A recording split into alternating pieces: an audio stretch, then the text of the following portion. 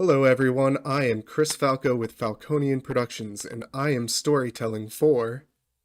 Andrew, I play Mason, an upstanding member of the Pentex first teams and Dawncast Solar.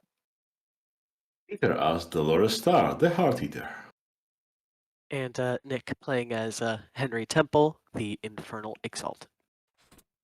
Wonderful. So, last time we played, you all started, well, basically trying to simultaneously climb the corporate ladder and figure out what the hell the corporate ladder is there for. You also fought some rust spiders and used mind spiders for the aforementioned stuff. I mean, if you're watching this episode, you saw that one, so that should be a good reminder of everything that happened, right? Anyone else want anything to add into that? Spiders are friends now. Yes. Well, we met with a lovely person that was just a nest of spiders. Oh yeah. That That's happened. true. We got some inklings of cosmologically what might be going on, just a little bit. Right, A I have little a bit. book and read it and understood like a tenth of it. Right, you got, like, baby's first Garrow cosmology. Wizard cosmology, probably. I don't think, unless they stole it, but I think it was more you learned the very basics of, Weaver worm and that kind of stuff, which is more werewolf. okay, yeah. It's like, baby's first guide to the Yang world. Right. Whatever the case, it's baby's first guide, so it doesn't really differ that much anyway between them.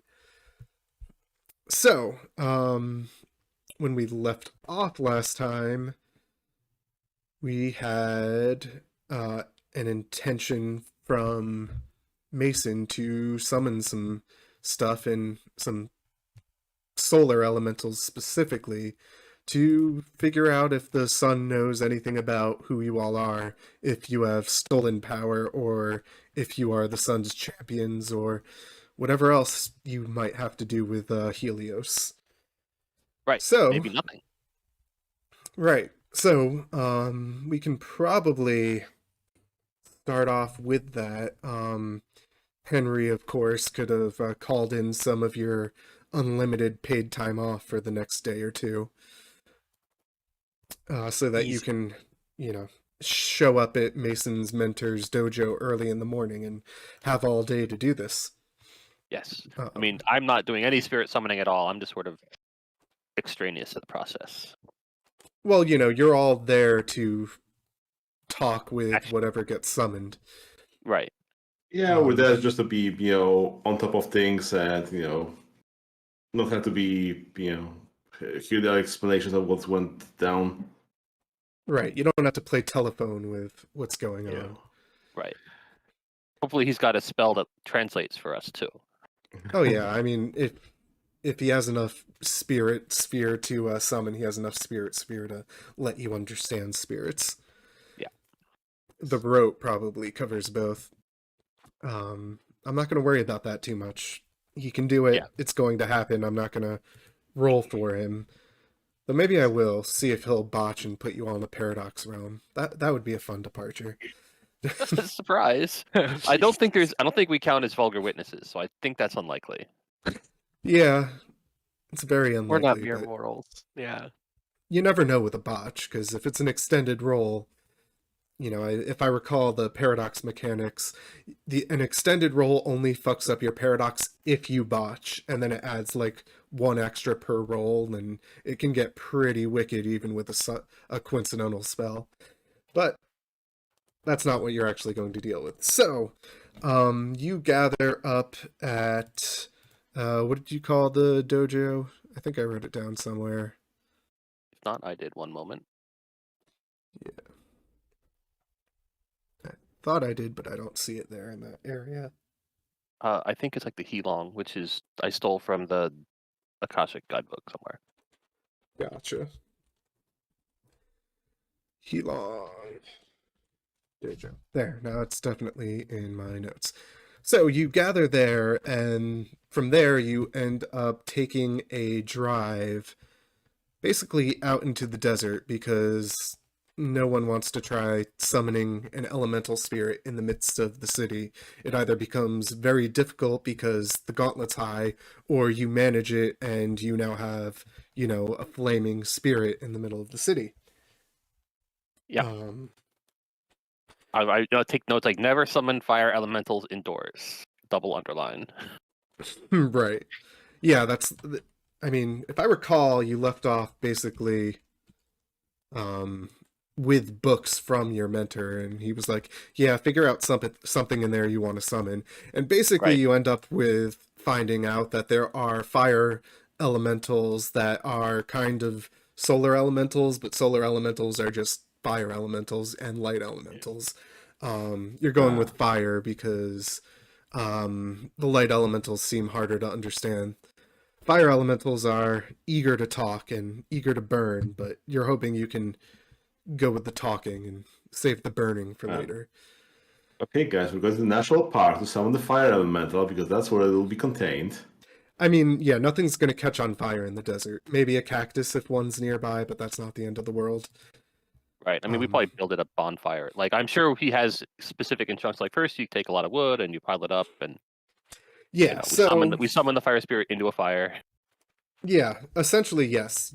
You end up kind of building a little fire pit, and he gathers you all around basically to meditate. He has you all start on that as he draws some sigils into the sand around the fire pit, and then actually draws a few onto you yourselves along your foreheads.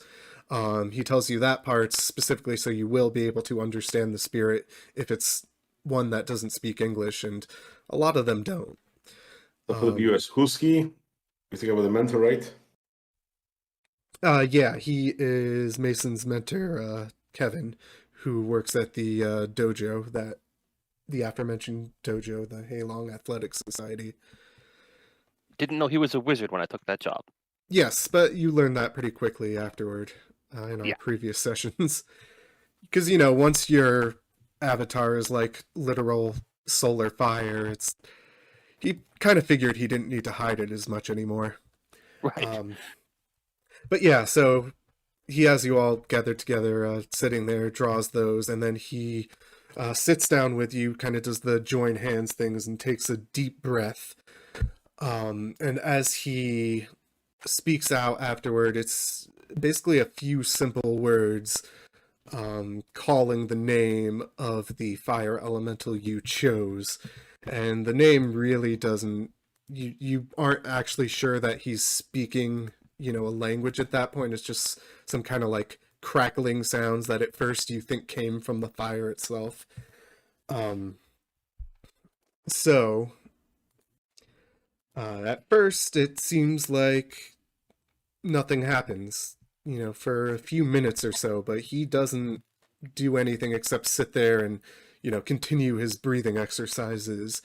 But eventually that fire starts to crackle much louder and pop, and suddenly it's growing bigger and bigger and whirling around itself until it creates the shape of a semi-humanoid figure who just sort of appears within the flames with a final eruption of sparks into the surrounding area. And sure enough, a few of them catch on you, and you probably kind of have to pat out a fire from catching on your clothing.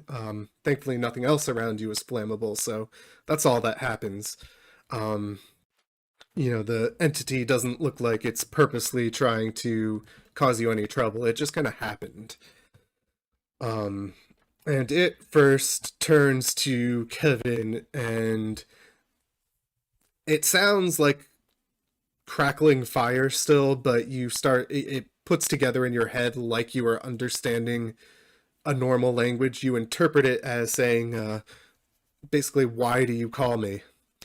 And Kevin then explains that it's actually Mason who has questions. And pretty much, motions over to you and lets you take the floor. I guess I stand up, assuming that I'm allowed to as part of the ritual. And Yes, it's already summoned. yeah, and I guess my anima lights up and says, and my forehead gleams around, probably through the symbols that he wrote, right? Because he can't be hidden. Yes. And I ask it. I have questions about me. The spirit sort of like, it doesn't step back so much, it just kind of slides in a way where its balance shifts like it was stepping, but it doesn't have proper feet.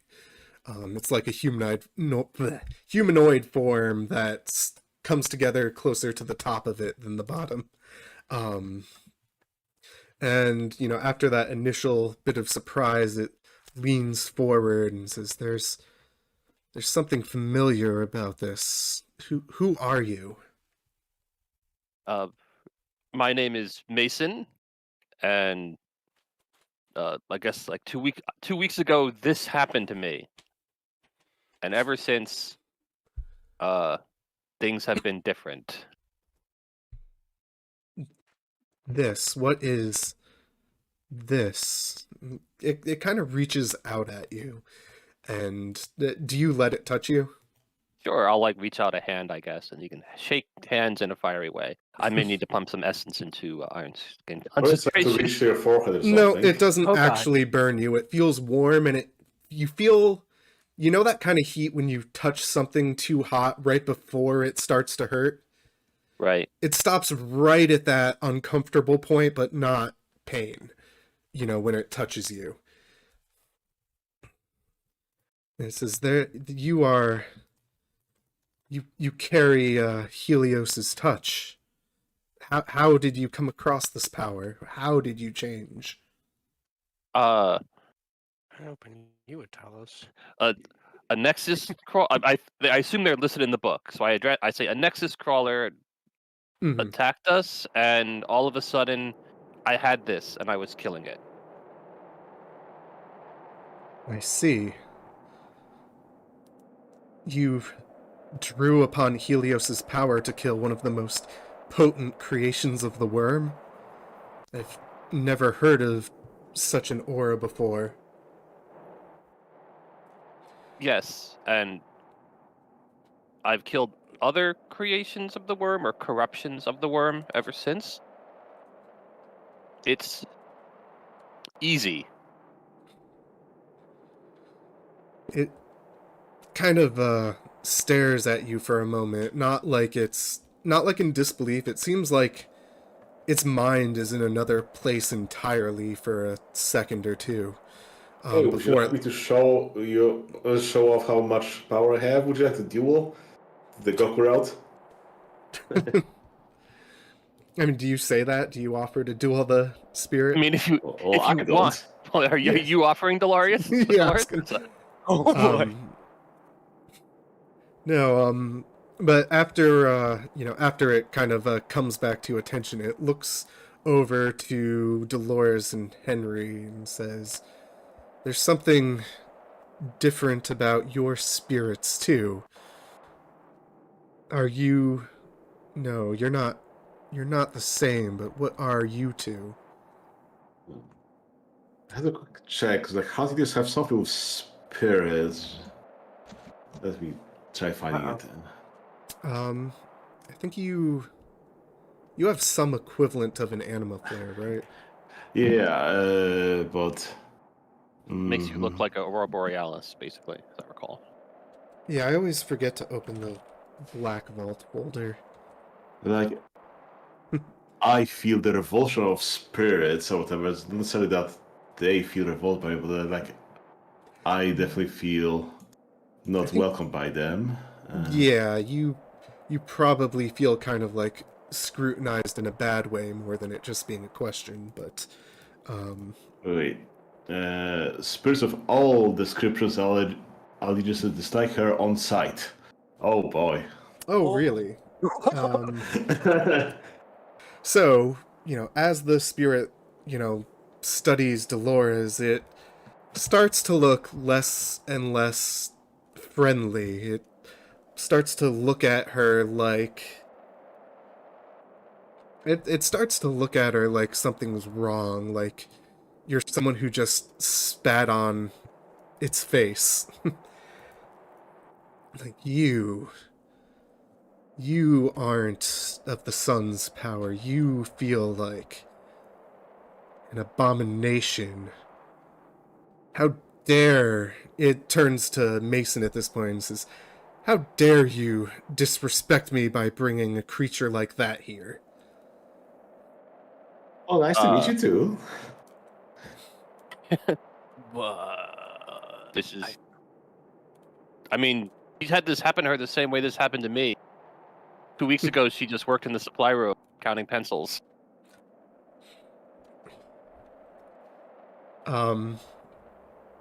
It doesn't look entirely convinced, though. If one of you wants to roll like a persuasion equivalent to, calm it down. I mean, it doesn't care about its pronouns. Sure. Go ahead. What is the appropriate skill? What do you think is an appropriate skill to how you want to do this? Maybe empathy? I'll call upon its empathy. Yeah, go for it. Sure.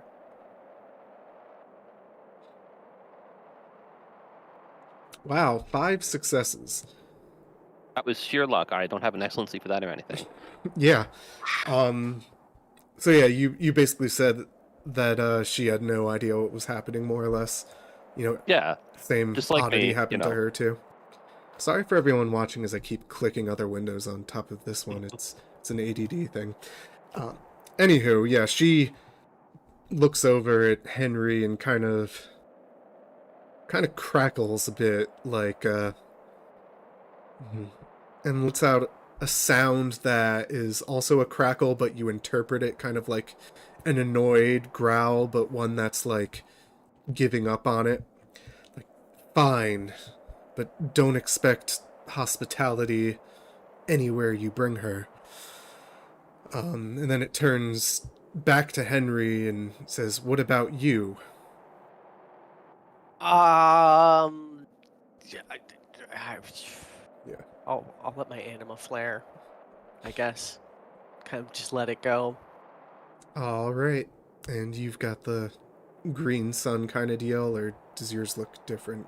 I can never yeah. No. It is primarily the outline of the radioactive green flames. The interior of the light is a little bit different. Kind of a Vanta black, but with what looks like kind of like lights in it, maybe if seen from far away, or maybe like security camera lights, if that makes sense. Yeah, I get you. Let me check something very quick. And also, you have your eyes in the anima because you have the crown of eyes, something like that. Exactly. Security cameras. I'm going to roll its gnosis for reasons. Uh-oh. Evil smite. Oh no, guess smite evil, oh no. No, you want it to succeed here. Oh, okay. And it did. So, it studies Henry for a bit, and it says, your power feels like the worms, but no, there's something else beneath it. I still feel a bit of Helios's light within you, too. It's just buried. What have you done to it? Okay. All right. So I'm not. Am I a different? Okay. He also experimented on by Pentex. Yeah, We didn't do anything. I was gonna say, like, I just was in the same situation as the others, except, well, okay, no, I was in the lab being experimented on. It seemed to create the monster. Mm-hmm. So I guess there's that's different. Yeah, you were the obvious. Wait, hold on. Wait, what if I was supposed to be like Mason, but they fucked me up? Oh shit. Well, maybe we can unfuck it. Maybe. You say Pentex was able to corrupt Helios's essence? Do you have a better idea? No. Well, clearly somebody did. I'm just gonna shrug. That is... You're the Mm. one who's read all the documents, but I don't know. This seems a little above their pay grade. Well, that's the thing, Helios's light is pure. I've never actually heard of this part of Helios's essence. There are, of course, worm elementals, but they don't usually come from an entity that Helios spawned. But they're clearly dealing with some incredible source of power if they could manage that. But you say you don't... You don't, follow their goals, then? No, definitely not. They seem to be, I mean, just what happened to me alone. They seem to be doing not great things. I have a lot of evidence actually back home. Do you know what evidence is? Do you know like computers and like documents? No, okay. The Awaken's magic is able to translate the idea to me as best as I can understand it. Man, your friend's like super cool. I say to Mason. Kevin can hear you. He's still there. Yeah, I know. He just smiles, though. He's not going to interrupt your talk. She thinks for a few more moments and says, I think Helios is going to want to see you. To see both of you. I suppose, and kind of like gives a dirty look to Dolores, suppose he'll want to see all of you and see if he could make sense of that, and kind of like motions like with disgust at Dolores, like, you know, someone made a mess on the wall kind of thing. Hey, what if we don't want to see Helios? I mean, when the sun asked for your presence, I guess you show up.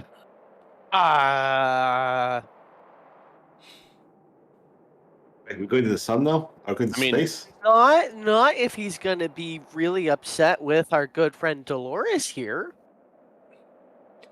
If you make your way to... if you can make your way to Helios, he is not one to strike you down when within his invited presence. If he wanted to be rid of you, he probably would have already found a way. I'm sorry, what? How do we get to Why Helios? we've been here? Sorry. Yeah, no, I mean, I'm a little uncertain about this whole, like, is like the actual sun Helios, or is it like a spiritual representation thereof, or... Helios is the sun. Helios is a spirit. The sun is Helios, is a spirit, a Celestine. The Celestines are great entities. They are both themselves and the physical representation you would know of. They're not like other spirits. They are far grander. Okay. And they're your bosses. Does that mean we have to go into space? I don't think I Yeah. have a spaceship. This In sounds a- like a mention. In a manner of speaking, but there are ways outside of your mundane directional capacity. If you have time, I might be able to lead you to him now. I look over at Henry. It's like, oh, how do you feel about meeting Ra? Hey man, let's go meet some like Jungian archetype interdimensional aliens. Sure. Yeah, let's do it. I have time. Good thing I brought my sunscreen. So I'm Oh, just piling that's it on. yeah. I mean, yeah. All right, so it kind of goes T-pose, except hands up in that more divine sort of method, and then Praise the sun. alights with a great burst of sunlight and fire, and then it's like part of reality itself burns away above the campfire and creates a gateway into the penumbra, Okay. which on the other side of it in the desert, well, it honestly looks mostly still like desert, but it's darker. It's definitely the stuff that I see when I turn on my all-encompassing sorcerer sight charm. Yes, it is definitely that. I say, well, I let them know that yes, that's what I see when I turn on my vision. So I'll step through. I guess I'll lead the way. Is Kevin coming? Kevin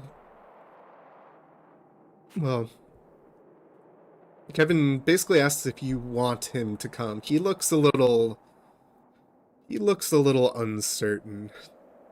Don't leave us. Please come along, Kevin. I invite you.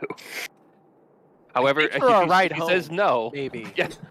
No, when you blatantly ask him, he nods and goes to step through with you. Because he has, at the very least, probably done this before, or at least talked to someone who has. The, Why, yes, wait. I have had a drug trip. the Akashics, from my understanding, are much more likely to project into the astral umbra than step physically into the penumbra. Yeah, this And- is not true. Yeah. But Mason doesn't know that. Yeah, but he still knows more about what's going on there than you. Absolutely. So yeah, he comes through with you, and as you step through, the gateway unburns back into the shape of the spirit, except now on the other side. And yeah, it points up in the sky where the sun is burning, and the sun looks a lot more distant and out of the way here. Like late at night when you can actually kind of look directly, not late at night, late in the evening before it's actually crested, it kind of looks far out, but you can kind of look at it, that kind of thing. That's what it looks like, even though it's like early in the morning. Okay.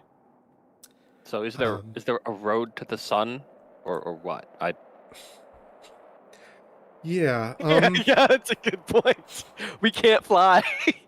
The spirit at first starts to literally do that, just start heading up, and then stops a moment and looks back and realizes, oh right, fleshy things can't actually fly. And then thinks for a moment and says, well, and it looks around from that upward vantage point, and then points off in the distance. And if you all look that way, it wasn't noticeable at first, but a decent walk down the desert, there's what looks like a bridge of moonlight that just starts to go upward. We can get into the ethereal from there. Okay. What now? Apparently, you can walk up moonbeams. Kevin looks not convinced. He kind of clears his throat and says, from what I understand, 95 out of 100 times, those moon bridges are guarded by the shapeshifters. They're not ones in general to just let someone pass through for the sake of passing through. I don't suppose you have a magic spell that gives us wings. He thinks for a moment and says, well, actually, if you give me a few minutes, maybe I can maybe I can put something together. All right, take all the time you need. All I'll right. do 50 push-ups and grow some wings. Yeah. Not quite, but kind of. No, what he actually does is he beckons the solar elemental down and draws some symbols around it, basically representing it. Some of them actually look like the ones you saw when he was preparing to summon it, and then he creates another area and basically tells you all to stand there and clear your minds and to envision the spirit and envision yourselves as the spirit. And Okay.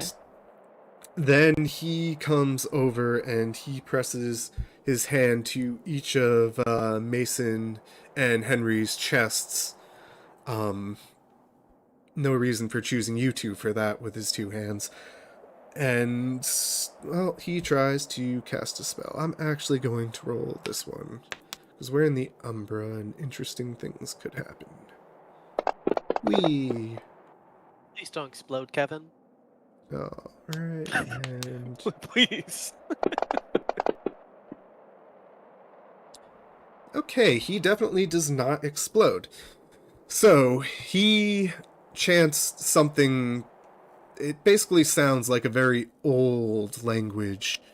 And above him, you see, kind of like a humanoid projection of like some sort of spiritual entity, and then it alights in flame in a way that looks like the fire spirits. And then it kind of explodes, and it explodes in a way that, might startle you because it looks like a normal explosion, but when it washes over you, instead of burning you terribly, you suddenly have fiery wings on your backs. Do we get to keep these, or?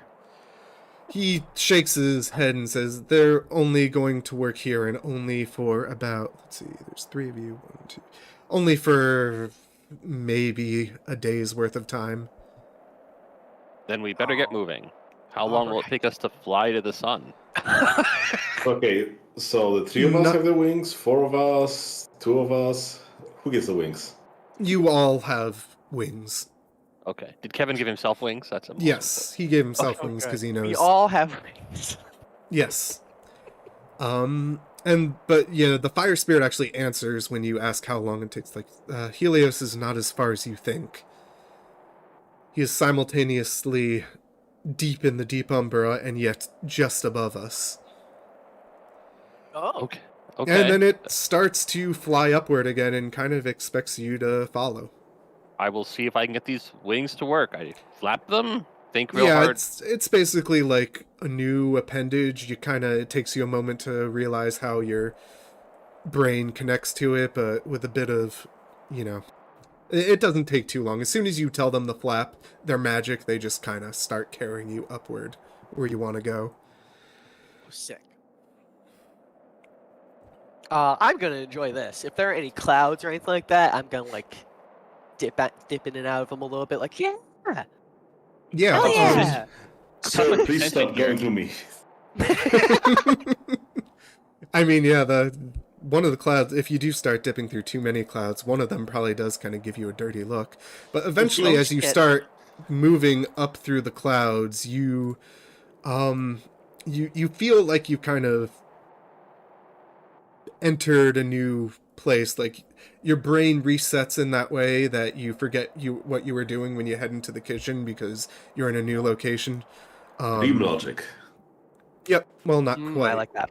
More like spirit realm logic.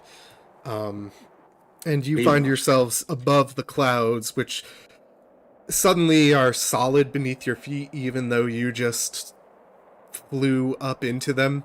And at first it looks just like an endless expanse of clouds, but then if you look closer, you see that the wind blowing between them is like semi-solid and works together in a not necessarily humanoid form, but in forms where the air swirls around and you can notice there's something there. And then there are these, bird spirits that fly low among the clouds and others that fly higher up, and then lightning that strikes and then stays there because it's still a spirit. Guys, we broke into heaven. Kinda. Yeah. This is new. Is it always? I asked Kevin if it's always like this.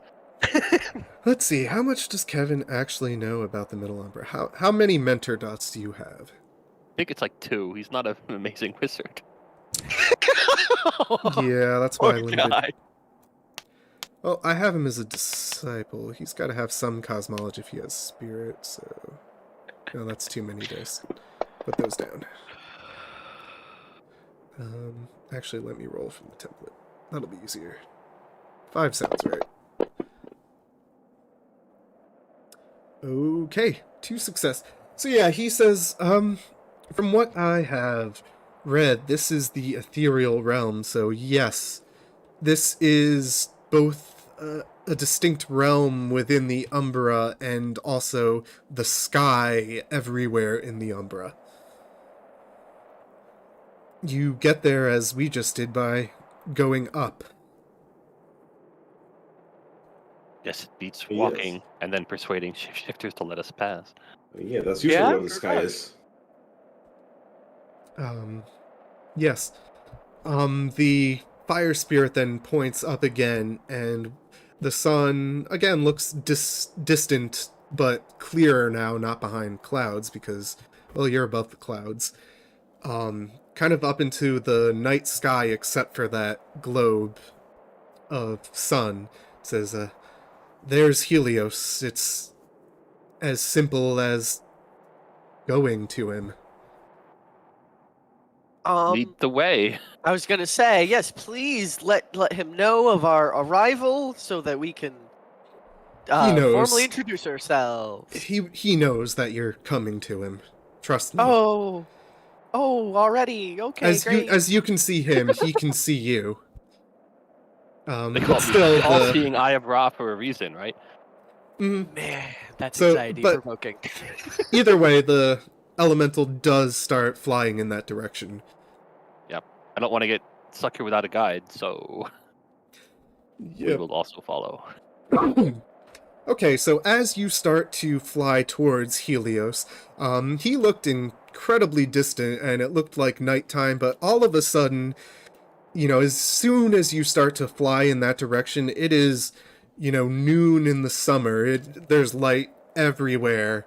It is, warmly basking down upon you. You wouldn't know you were just looking at, a starry sky seconds earlier. And as you continue to head towards him, it just gets, well, more and more sunny. Within...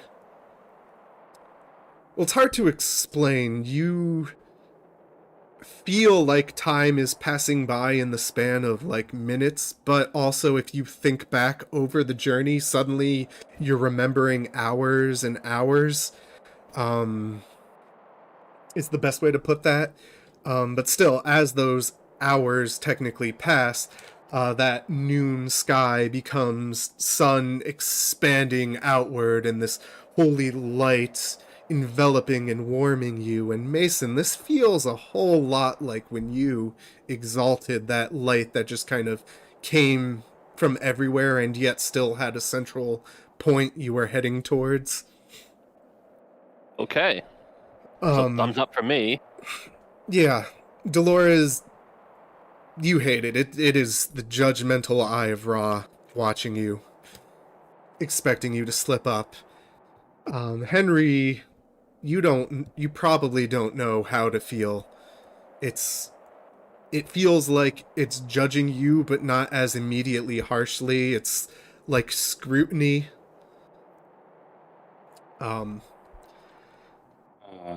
It's Kinda like the creature of darkness. That is what I am. Yeah. So the light starts to get bigger and bigger, but then all of a sudden, what looks like solar flares from all directions erupt and form like a web of fire in front of you.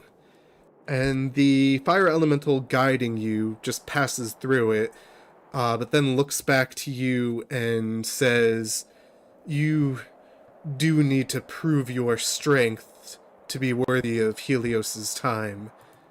Just come through.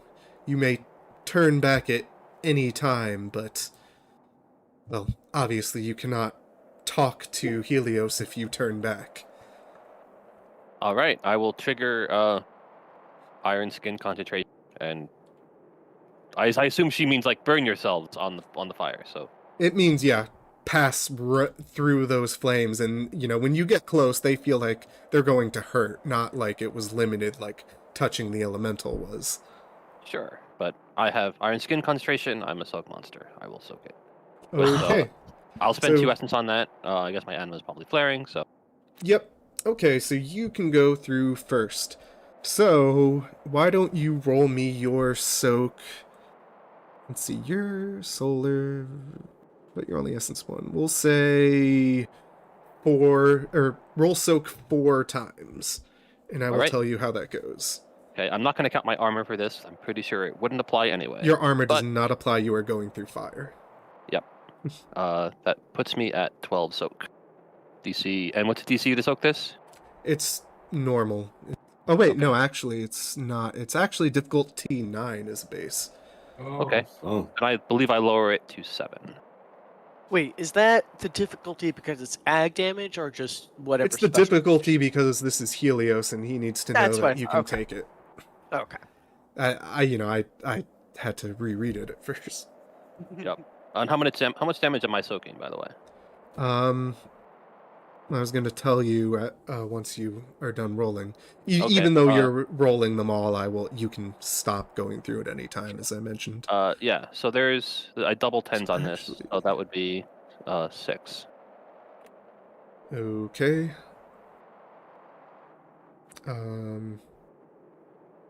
I should bring up my dice again. Wait, did it say 6? Yes. Is it subtracting ones? I don't think so. Oh, because it's DC 7, right? Yeah. Okay, so that's 2. And then the third one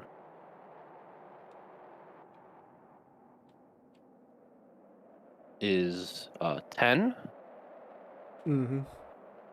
and the last one is All right. I suppose I could have rolled these first, but all right. 1, 2, 3, 4. Okay. So the first, third, and last. So 4, 7, and 2, and it is.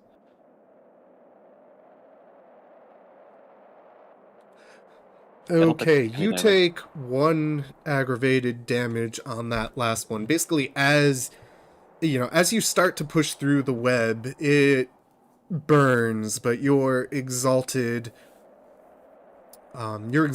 power kind of pushes back against it, and it's not until the end that it breaks through it all and just kind of gives you a really good singe across the chest to give you 1 aggravated damage. All right. All right. Who's going to go next? From our perspective, Mason just started glowing. He went into the fire and disappeared. No, he's on the other side now. You can see him. He's right over there. Oh, like it's not so Alright. bad. okay. If you say so, Mr. Invulnerable. Great. I get to just live through all the pain and agony. That's awesome. Yep. Henry's going to psych himself up and then just run, just run across. Just All get right, over there as fast as possible. I'm gonna Get actually it over roll. with. I'm gonna actually roll the attacks first this time. That'll probably be easier. Okay. All right, so 5. Okay, he's not taking it easy on you because you're worm creature. So 1, Oh, great. 2, 3, 4, 5. I guess I'll just die then. Again, yeah, I guess. Yes, I will. 3, 4. Mm. Okay, here. Start. So 2, 1, 2, 4. Alrighty, I guess soak 5 times then. 5 times. Okay. Yeah, it looks like those were all successful.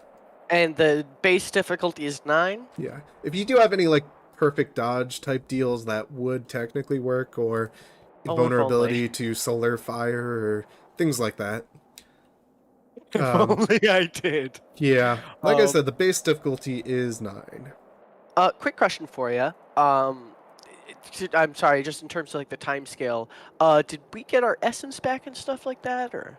Yeah, well, this is we did it the next morning, so you got either the nighttime or daytime replenishment of essence. Which is Right. 2 Plus, you've been in the spirit world for quite a while, so. Oh, Oh, that's true. Yeah, at this point, you'd definitely be full up because all right then. yeah, you get like an essence per 3 hours or something like that. Yes, I looked it up. Sick.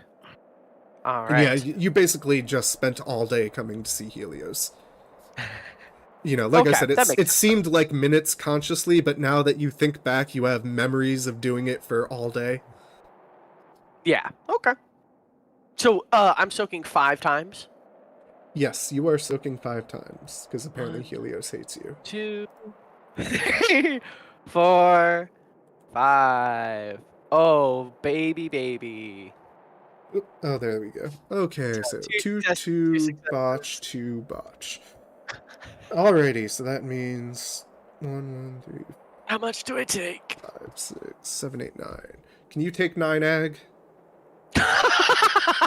1, 2, 3, 4, 5, 6, 7, 8, 9. Yeah, I'll be in my last few health levels, but I will still be alive. Okay. Yep. So yeah, it is not nearly as pleasant for you. You are I being scream. cooked I alive. scream. So yeah, while Mason pretty much probably like grunted or yelled once at the end, so probably didn't seem too bad to Dolores, you hear Henry just screaming the entire time.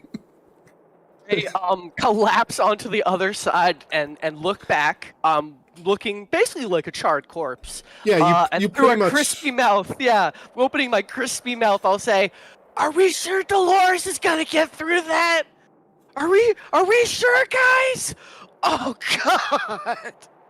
I'm gonna start Well, regenerating if that's okay. See, that's why you should be wearing your sunscreen. SPF 2000. Yeah. Uh, So Dolores, do you have anything you want to activate or whatnot before you get in or go through? I mean, the only thing I could have activated is like, oh, flare my anima, twine it with the dawn just to negate ones on my soak dice. Also doubles 10s. That's Does that make definitely sense? that definitely sounds like a good start. No, your anima power doesn't double 10s. At least what I'm reading. But it does remove ones. Let me check. I'm pretty sure it does. I'll check again. I mean, either way, it's better than nothing. Yes, either way, it's better than nothing. Okay. Actually, if you're doing that to Masons, Yeah. Dawn can reroll and keep the preferred. Okay, so yeah, you can reroll one of them in the process too. Okay. Anima twining. Okay. Yes, animal twinning. Anima, yeah. Animal. No, I was making fun of myself there. Joy with one individual at a time. If you blah blah blah. Yeah, it looks like you just have to spend a turn and then you've got it. Yeah. All right, and since you are taking Mason's anima, I am going to be nice, and you're going to get one less attack too. Yeah. As if you were a solar. So, 1, 2, 3, 4. I declare thumb war. Oh, fuck. Okay, so 5 you only have to successes. soak 3 times. The attack successes don't matter. It's a static 3 damage per Okay. attack, basically. Let's see. Difficulty Can I spend nine. willpower on this? You know what? Yes, you know what you're getting into. It's all about the soaking. Fine, I'll I'll spend allow 3 it so you willpower on won't die. that on top. 1, 2, 3. Nothing. Alrighty, so 2, 4, 6 aggravated damage. Oh, okay. I've got 1. You got through. That's what's important. Oh, gee. Oh, God, Dolores. Oh, are you okay? My sunscreen saved me. Oh. Well, I think we've got the name for this episode. Wear your sunscreen. It was complex. Right. So the fire, or the solar fire elemental, like the one that you came with, basically just continues forward and kind of disappears into the sunlight. Yeah. I guess All we right, went to the purgatory. I probably need to pick up Henry. I'm And possi- okay. Okay. I'm doing the Wolverine thing. I'm okay. You walk. Yeah. I can walk. How about you, Dolores?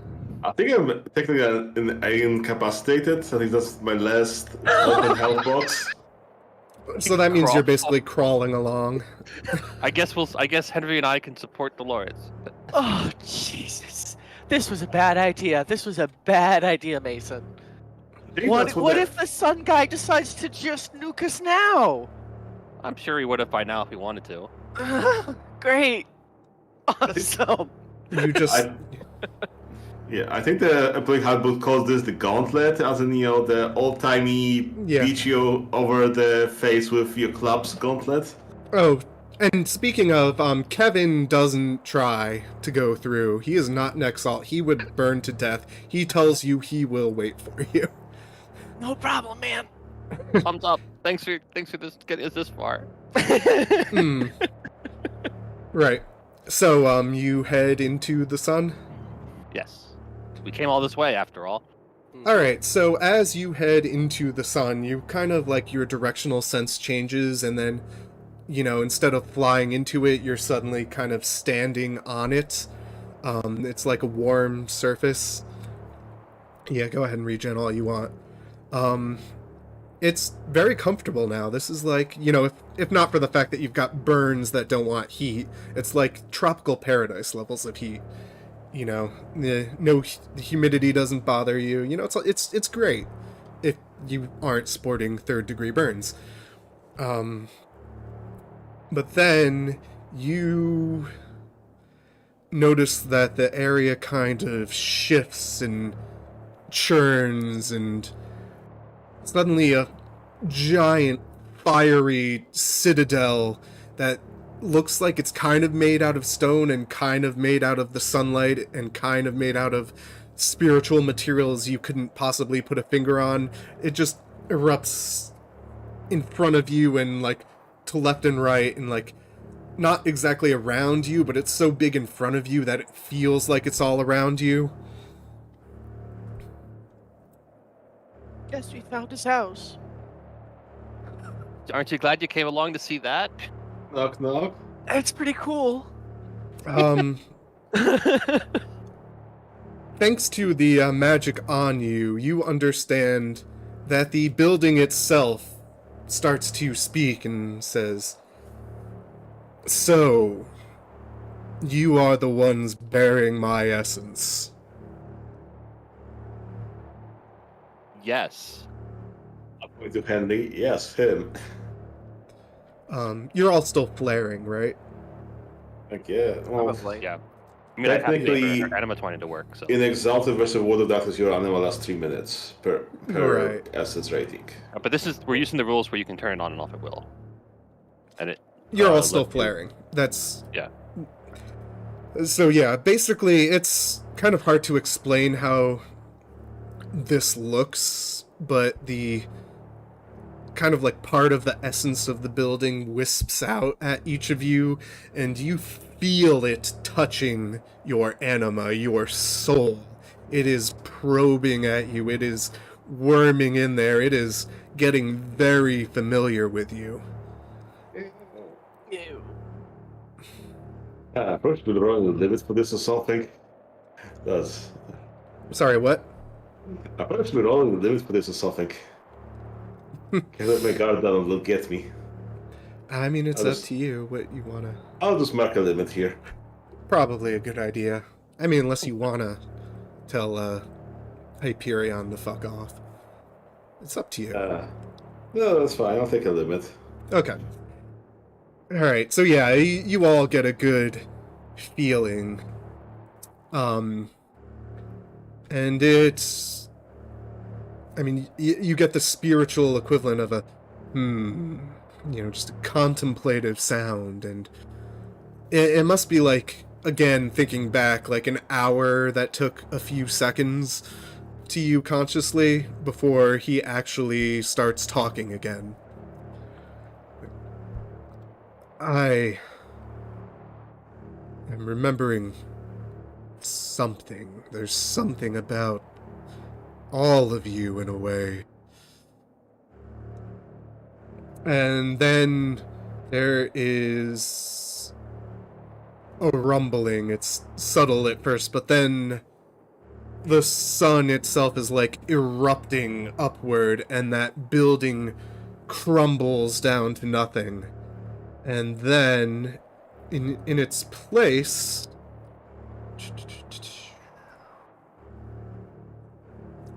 a statue erupts.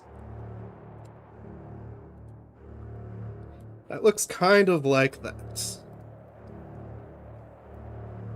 And that statue begins to glow and crack and then breaks open, and a visage of the unconquered sun stands before you.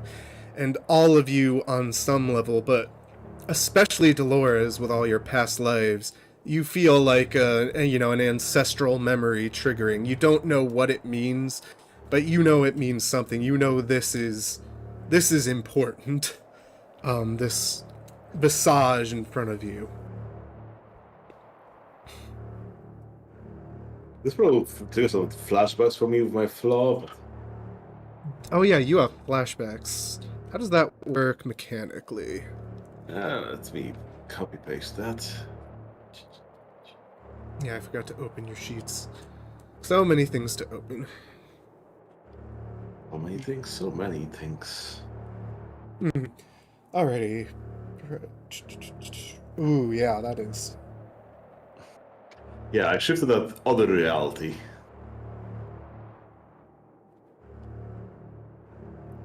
Okay, yeah, that is, Especially with past lives 5. Yeah, I'm having a trip here. Yep. Okay, so before anyone else can really react, Dolores, you flash back, and I don't mean a brief mental image, I mean you flash back to you are an entirely different person. Like, looking down, you are like a decorated first age era, I guess, diplomat warrior combination, but you are kneeled down in not supplication but guilt, and you feel betrayal, but you're not sure if it's your betrayal or you're feeling it from somewhere else. And the unconquered sun in his original form is screaming down at you at, how you've wasted his gift, how you have betrayed the Incarna, how you have nearly ruined their chances in the war against the Primordials. And there's nothing you can do. The weight of that sunlight is crashing down upon you. It is horrible. It is every bad feeling in the universe keeping you in place and preventing you from so much as thinking a positive thought about yourself. And back in reality, Mason and Henry, you see Dolores in that state, except as Dolores, down on the ground and Dreaming. yeah. He's crushed under the weight of his gaze, so to speak. Right. Not like there's a physical force doing it, but like Dolores is collapsed under the weight of just the presence of him. I think I'll take another limit for being like humiliated. Go for it. I'm sure that won't come back to harm you later in the future, all this limit that's I'll happening. get that staple guy. Poor people on your list. Right. Do you want to put the Unconquered Sun on your list? I will not require. I will not require recommend that putting of you. Ra on your list. I will not My require that of you God. at all. He's not actually doing something. You're just kind of fucking with your own mind. Yeah, I don't think I feel grudge towards him yet. We'll see how this goes. Okay. So yeah, as Dolores is kind of wrapped up in her own self-induced horror, he doesn't seem bothered by it. He just kind of looks down at you all and says, "My memory is not what it once was, but you've reminded me of this form. I didn't even recall its existence until now, this incarna of what I once was." And he's like simultaneously like just kind of statue size and like a fucking titan in the sky kind of size. It's hard for your mind to process him. But either way, he kneels down, and that's kind of enough, but he also seems to still be way up there. But still, he kneels down enough to, like, talk to you, not in, like, a supplicative way, but, like, in a, I'm talking to a child who needs me at their level kind of way. Talking to a short person. Like, yeah, he aims this more at Mason than anyone else, but still aimed kind of at everyone, and he says, "Something has happened, hasn't it? Yes, now that I've felt you, I can feel there is more of the exaltation, the exalted might I once gave up to." And then he kind of like furrows a brow, like the memory is on the tip of his tongue. I gave up. No, I can't.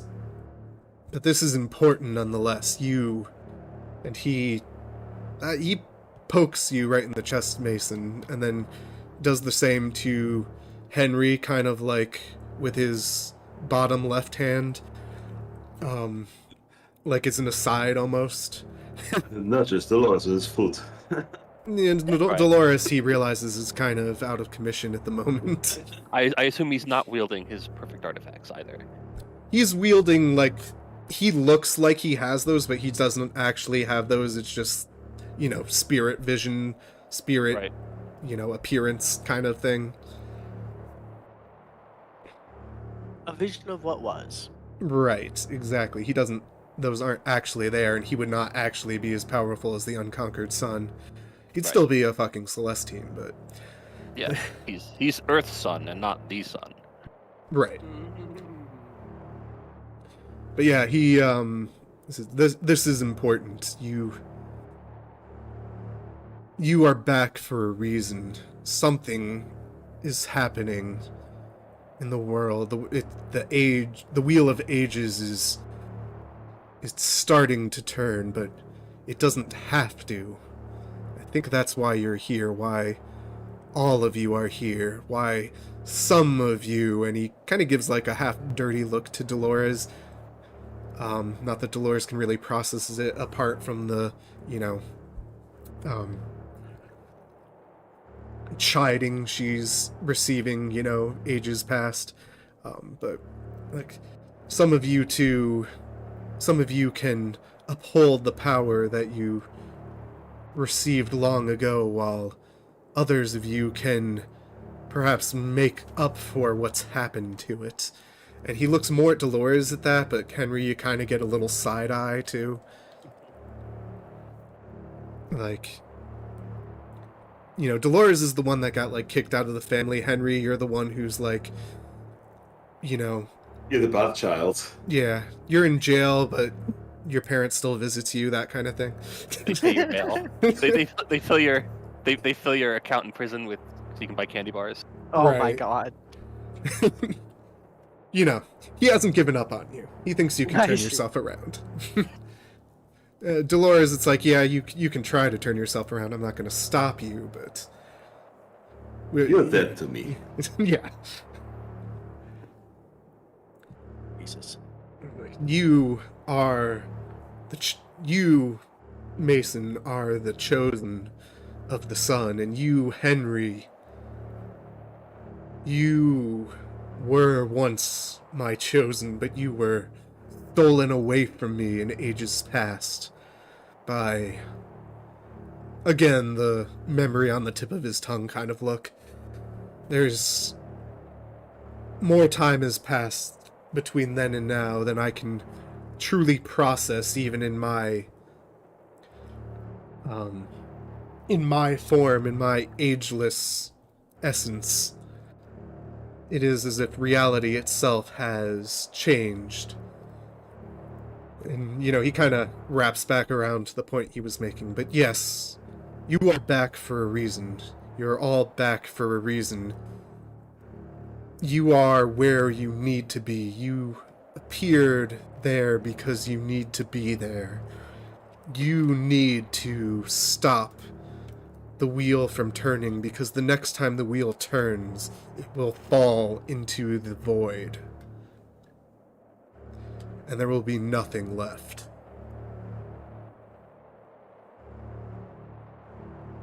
How do we stop the wheel from turning? Question mark. I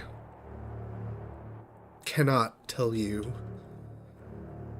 Forces even greater than the Celestials are at work here. You need to combat the corruption of the worm itself, how it is seeped into reality, into humanity, to the earth, where this next turn will either be centered or will be stopped. You need to find that pivot and stop it there.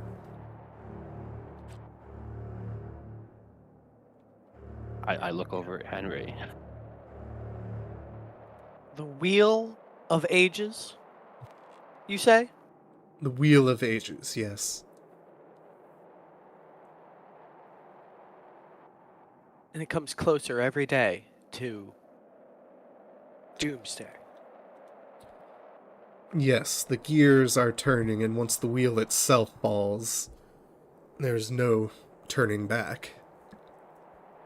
Henry nods as if, like, just confirming something he already knew, and then says, "Were we alive way back when? Is this a reincarnation thing?"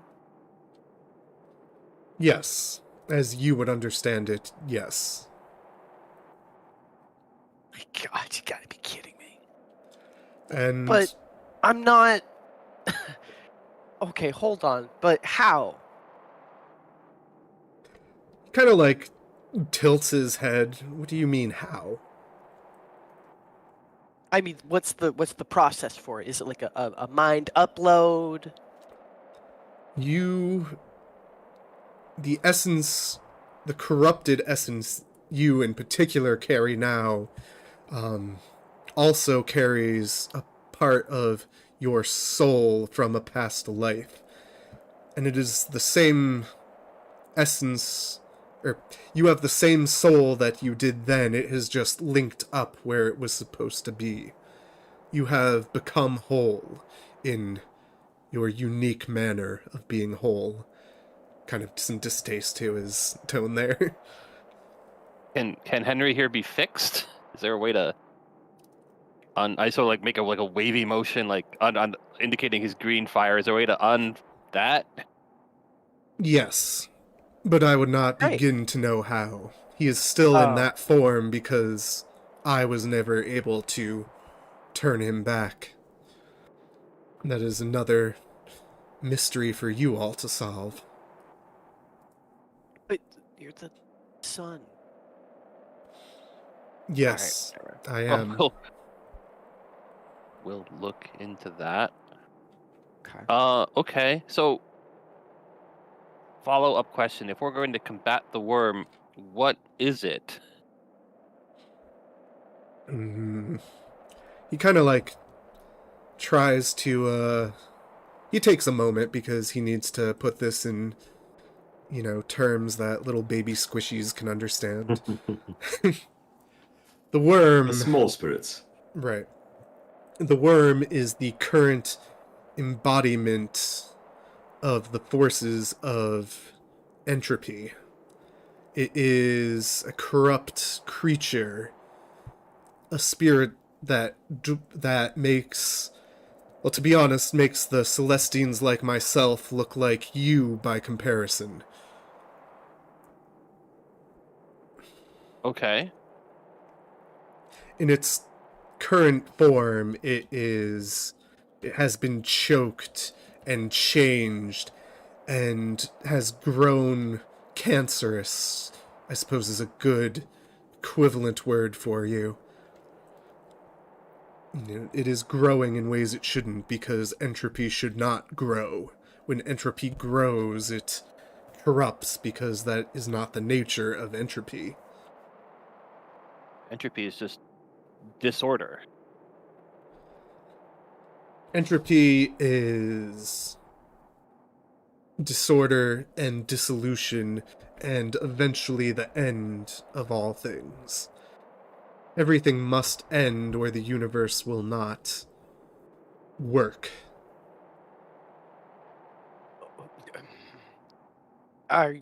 How, with great respect to your unlimited wisdom and knowledge, you sure about that? Does it need entropy? Or are we just really used to it? And he kind of growls at you. In a I'm asking. shut up. Well, oh no, so okay, with the sight I've been granted, I can see places, right? Here we have this, which people tell me is called the Yang world. This is the origin of life, spiritually speaking. And then there's, the Yin world, which is the place where dead things go to die some more, I guess. I don't entirely understand the full concept.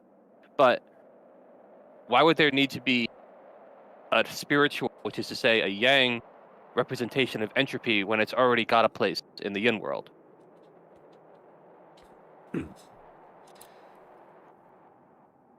What he said. That you are thinking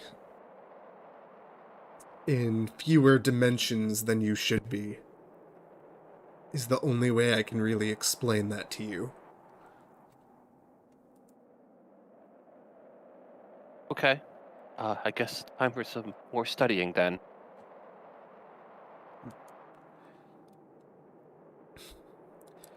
Now, I cannot spend all my time with you three. And at that point, he kind of flicks Dolores and, makes her kind of fall back and over. But it does jar Dolores from the horrible flashback of whatever terrible thing she was being punished for back in ages ago. So, I didn't do it. He just kind of grunts at you. And Dolores, you do have that flashback still fresh on your mind, but you also kind of, as like a fuzzy memory, have what just happened, the conversation there, so the other two won't have to repeat it to you. Okay. And, he looks back to Mason and says, what had I been saying?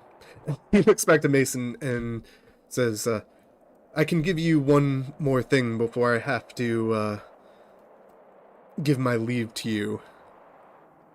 Something to get you started in the great task you have to undertake.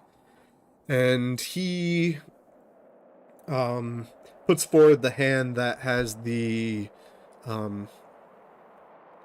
is an olive branch that the unconquered sun holds in that bottom Let left me hand. look it up.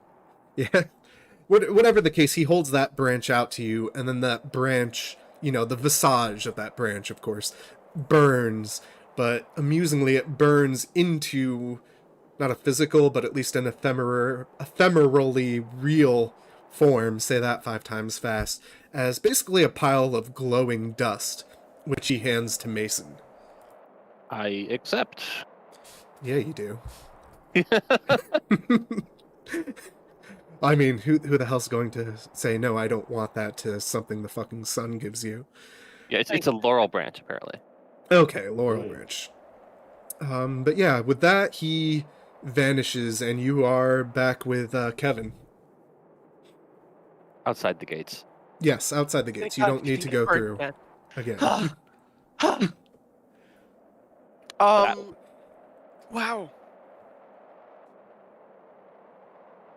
Okay, that was a thing. You just Kevin, talked to like a god. Like an interdimensional sun. Well, I keep saying interdimensional. It's really difficult to not see this as like an animus thing. Okay, don't no. understand this. So here's how I get it, right? Imagine Helios, the whole thing was an avatar of something even bigger. There we go. That's as close as I think I can get. Kevin nods at you. Oh, hey, okay. I'm all right. Yeah, sure. Totally. How did I get? I don't understand the reincarnation either. I'm sorry. I have a lot of questions. This didn't make. Oh, yeah, we're definitely reincarnated. Like, I just had a trip of what, I was up to, and it was no good. You were freaking out. Are you okay? I don't know. She likes that, clean herself up with her running mascara, mixed with her sunscreen and everything. Yeah. Jesus Dolores. We gotta get you ice cream after this or something. Jesus Yeah. Christ. You need to spend some time petting your cats. Yeah. She peels off the, peeling skin from all the sunburns. Yeah, maybe next time we come, interdimensional traveling, we'll not talk to gods that are just gonna burn us to a crisp, like, for fun. Admittedly, that was better than probably fighting more werewolves. You know what? I gotta say that. And fighting more werewolves and then going up through those Oh, gates. yeah, that would have been a nightmare. Yeah. Okay, well, I don't know what else to even do here. It's really cool, but it also seems really dangerous. Well, apparently, if we mess this up, the universe comes to an end. Which is, Great. by the way. So between me and you guys, I kind of feel like he was a stuck-up, like, full of shit, like, Zeus type guy. I was just getting those vibes. So whatever thing he was saying about the status quo, I'm just gonna be real with you, I don't believe it. Especially if we're supposed to be reincarnated superheroes that are gonna save the world. Well, Like, oh, we need entropy. Do we? Do we really though? Let's get creative here. I have questions. We said we weren't thinking enough dimensions about that, so it's going to take some more research, I think. Yeah, we'll But, have to find the other dimensions, right? yeah, and hopefully they aren't as Bernie. Yeah, that'd be cool. That would be good. We should also maybe look into unfucking you, your thing. I mean, Sure. Here's the thing. Like, I don't. Okay.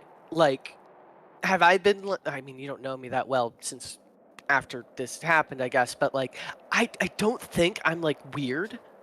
And Dolores seems fun, other than having lots of anxiety. Okay, the flashbacks are a little weird. Okay, admittedly, the flashback is whatever was the visions are that's weird. But like, I'm not like sick. Whatever happened to me, like I'm good. yeah, but there is the fact that my chi wants to explode your chi. Okay. We should Yeah. definitely look into that.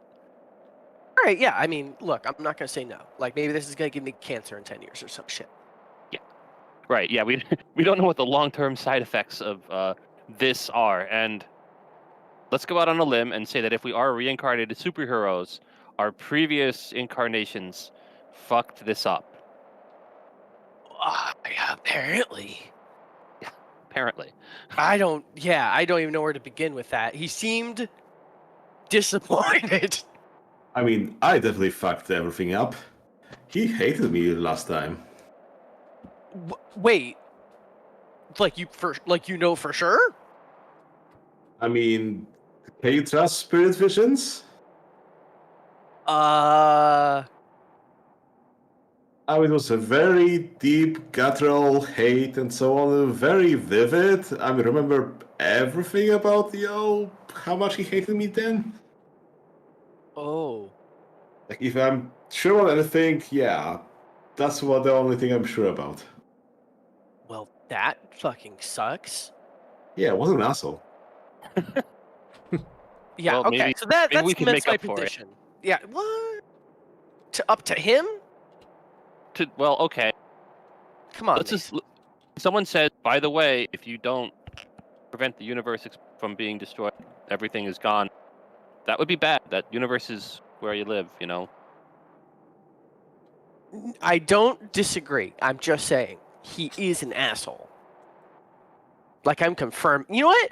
We had to go through fire that could have killed us. Asshole status. Indisputable. Okay. He's also correct maybe about the world ending, because I feel it every second of every day. Like I told you guys last time, I was hoping that feeling would go away. It did not.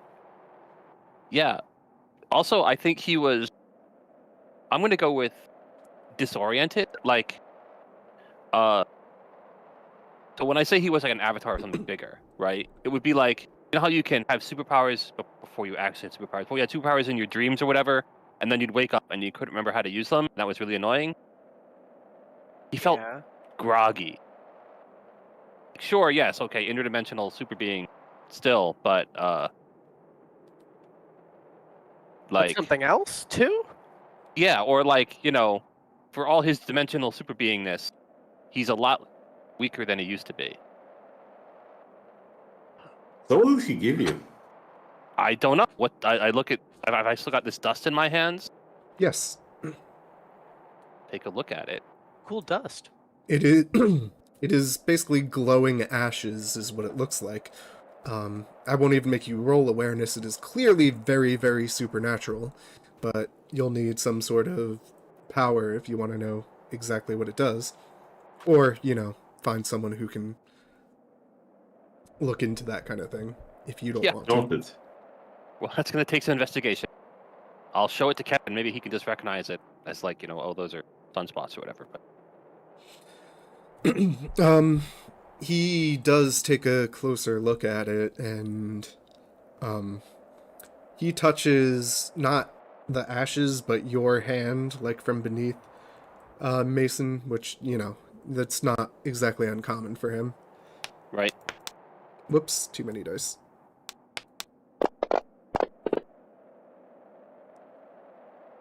That's a zero. No, it's Oh. not. It's difficulty 3, Oh, because it's just because it'd be 1 plus 3 minus yeah, fair. yeah. So it's just a spear scan, not a spear scan. Two different, very different spells. But yeah, he takes a few moments and kind of breathes it in, not literally breathes it in, but he kind of almost looks like he would if he got a little closer to it. And then stands back up and takes his hand back and says, There's something about it I can't place exactly. It contains this, it's like essence of the sun's purity. I'm not sure what it would do on its own, but it contains a lot of powerful essence to it. You could, it could be put to probably all sorts of different uses depending on what sort of a clever mind got a hold of it. Okay. Well, let's save it for. Let's investigate what it could be used for, and then find the right use for it. I guess, to figure out what can be done with it and then do a thing. Just save it for later, I guess. Yeah, Uses a crafting reagent. Yeah, basically. basically. Like an epic crafting creation.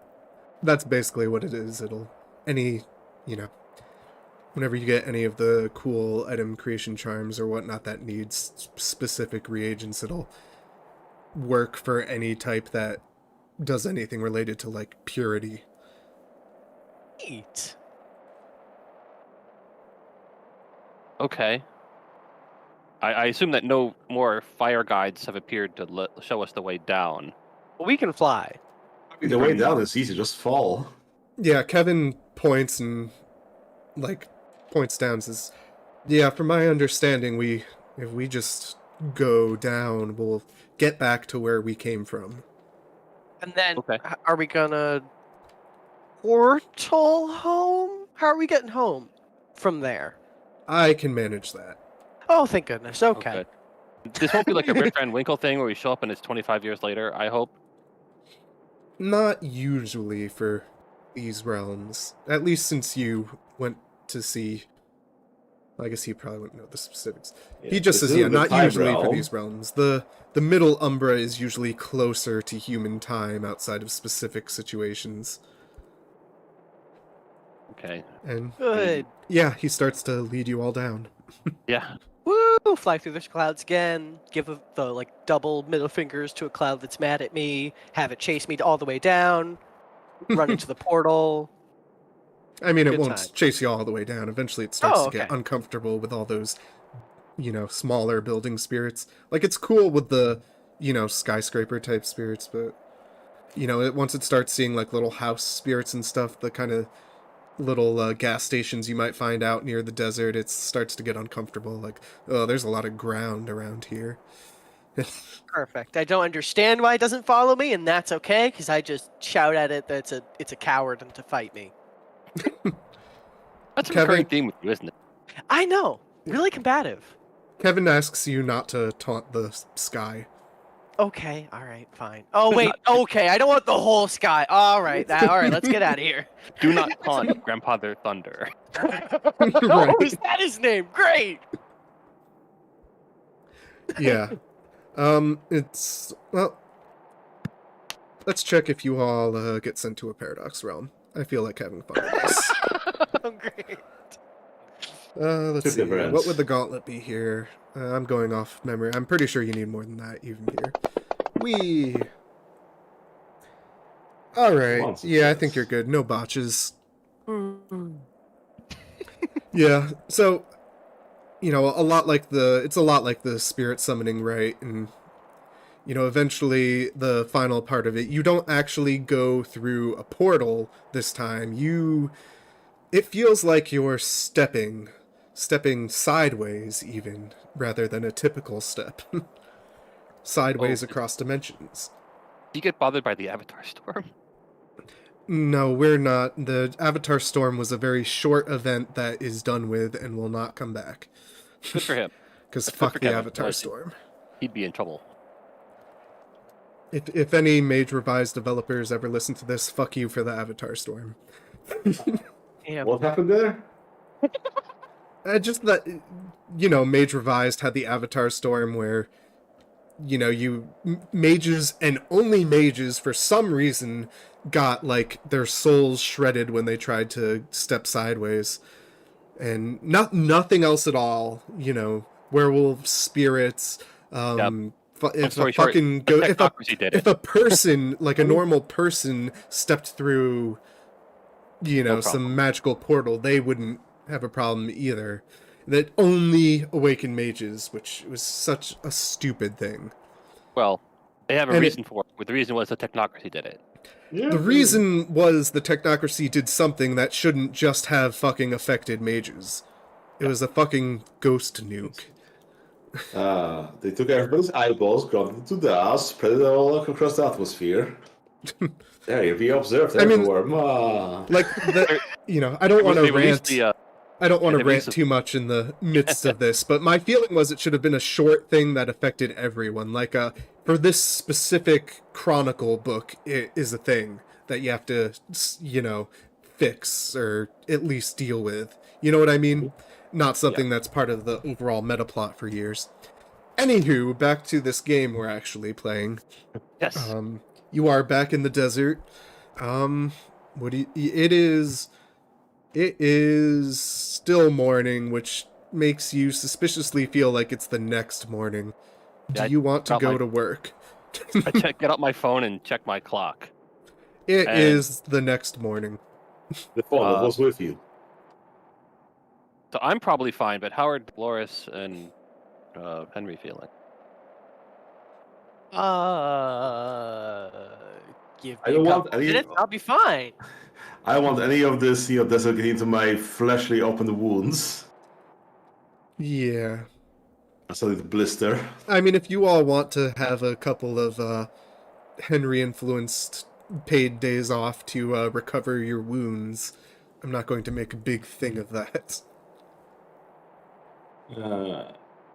Let's Wish see. there's some way we could get Dolores medical treatment without drawing attention to the fact that she has third-degree burns everywhere and yet is regenerating slowly.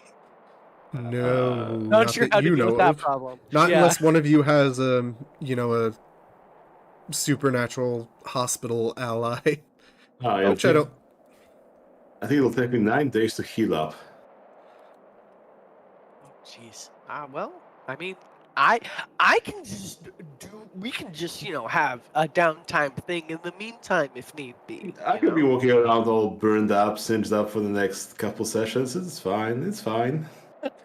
Alrighty, but this is Exalted, so if combat happens, it's not my fault if you decided not to heal first before digging into Pentex. We've probably got medicines in Magadon that can heal you really fast. Possibly. Do you want And they come to, with extra friends. Oh, do you want to go to work and see what you can dig up? I suppose I can close this now. I mean, I know where the fucky shit is going on.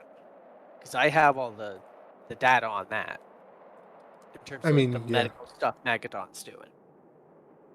So, do you think we should ask, like, the Fomori, like, what the worm is? Maybe they could answer the question properly? You already asked the talked about Fomori that. what the worm was. I was Yeah. gonna say, yeah, they have very incomplete information. Like it's their boss, but also, ooh. I mean, out of character, quick. Someone asks you what physics is. Go. It's the science. Physics is So applied math. It's a mathematical model for reality. There you go. That's... Alright. Now explain that in terms of the physics entity that we all know exists.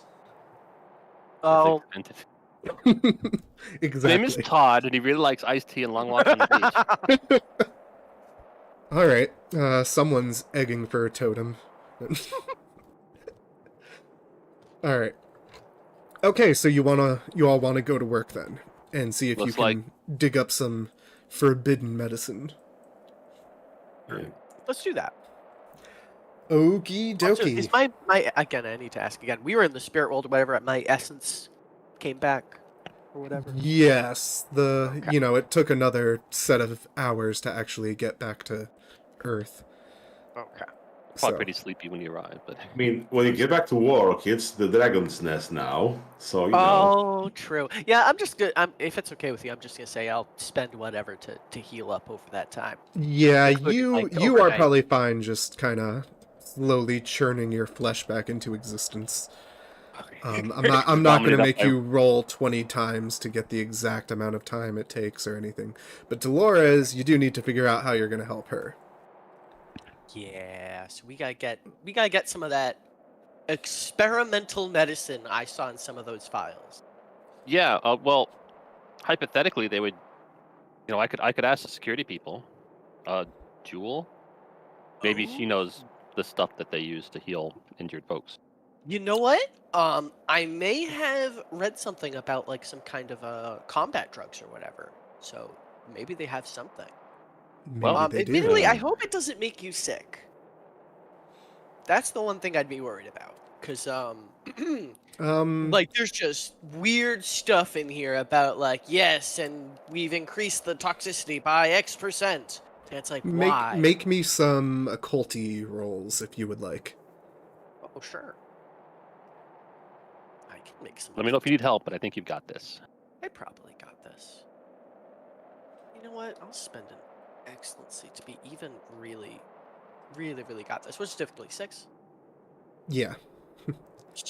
I know you won't glow just from one excellency, but I just have this vision of like going, stand back, I'm about to think, and then your anima flares. I mean, I think I was talking to Holden, and he was mentioning that, oh yeah, like the reason why he's trained animal because like, you know, you have a guy that stares intently across the room, activating his like, you know, keen sight technique or something like that, and then he starts glowing because he stares too hard.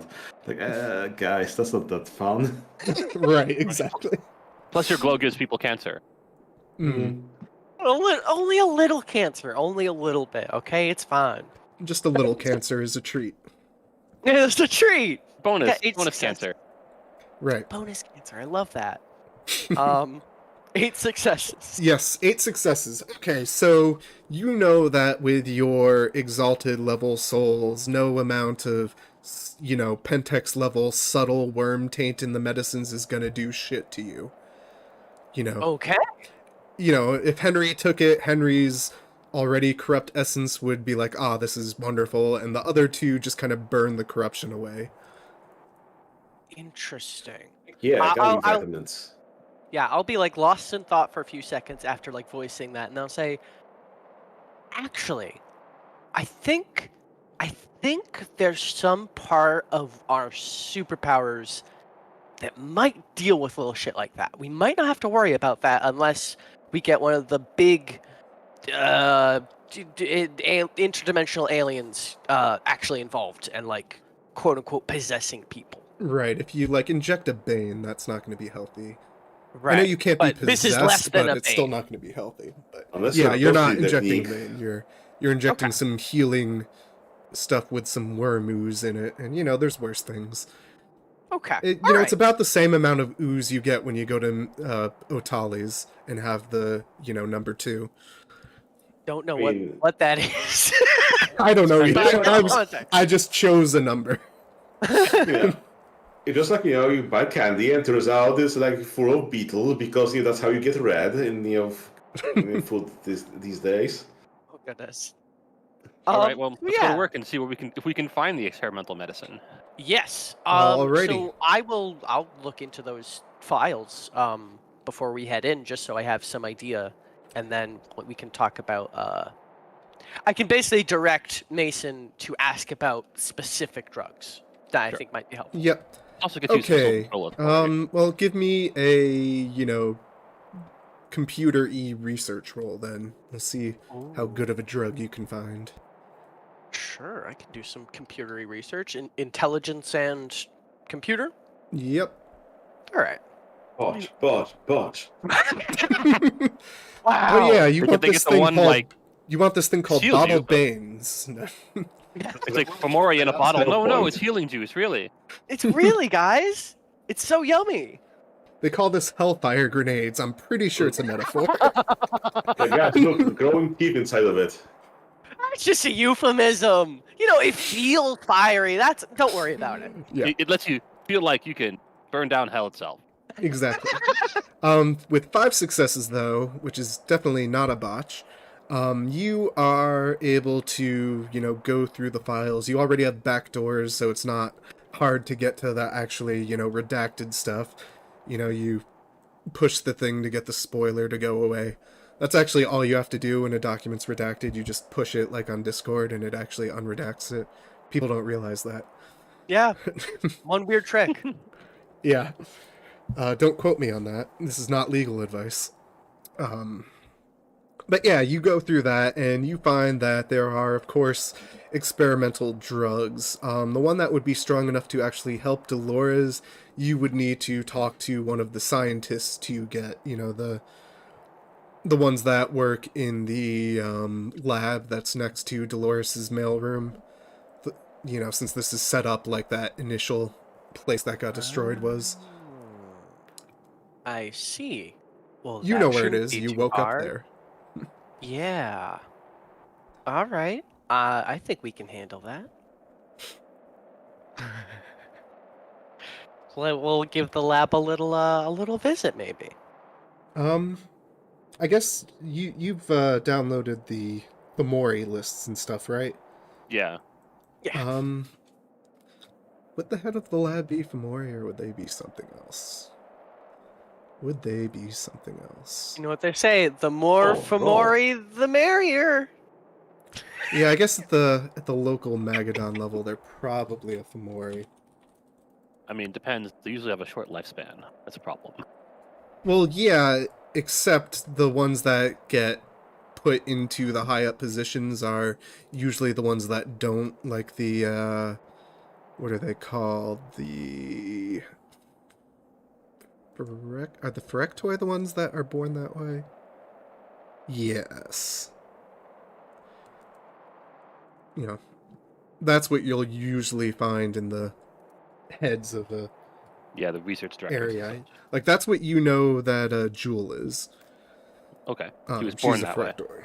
And so the lab science head, you can assume is too. I mean, if you want to look into him ahead of time, yeah, that is what he is. Oh, that makes it even easier. Doesn't it? It really, really does. Yep, I think because they love you.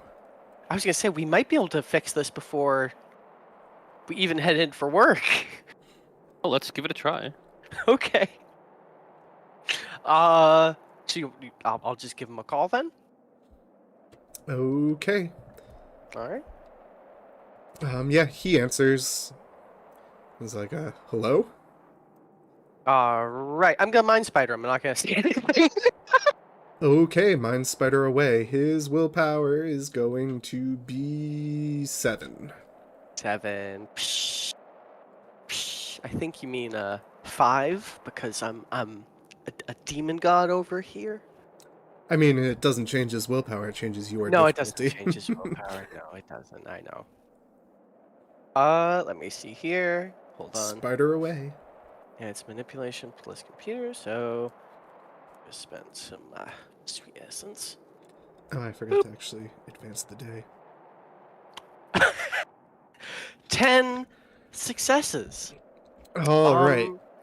So I'm gonna program him to give me any drugs that I basically need from the lab at any time I ask. All right. I forget, is there a duration on that, or is it just once they're Nope. programmed, they're programmed? They're just programmed. Alrighty, so yeah, he is set to give you whatever drugs you ask for at any time. There Mhm. there is indeed a powerful drug you found that, yeah, essentially it would give anyone else horrible worm cancer if they took it enough to heal the level of damage Dolores has, but you're pretty sure Dolores won't absorb that much worm.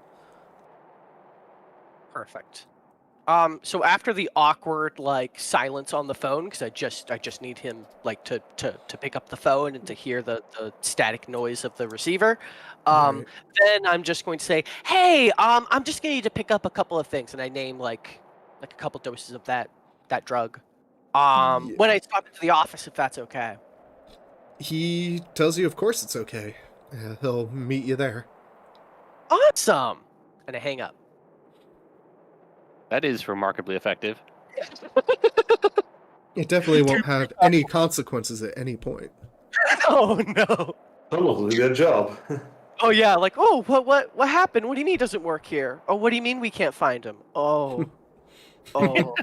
Yeah, they don't fire a Phyrextoi. Yeah, sounds like someone volunteered for some nice experiments. Oh boy.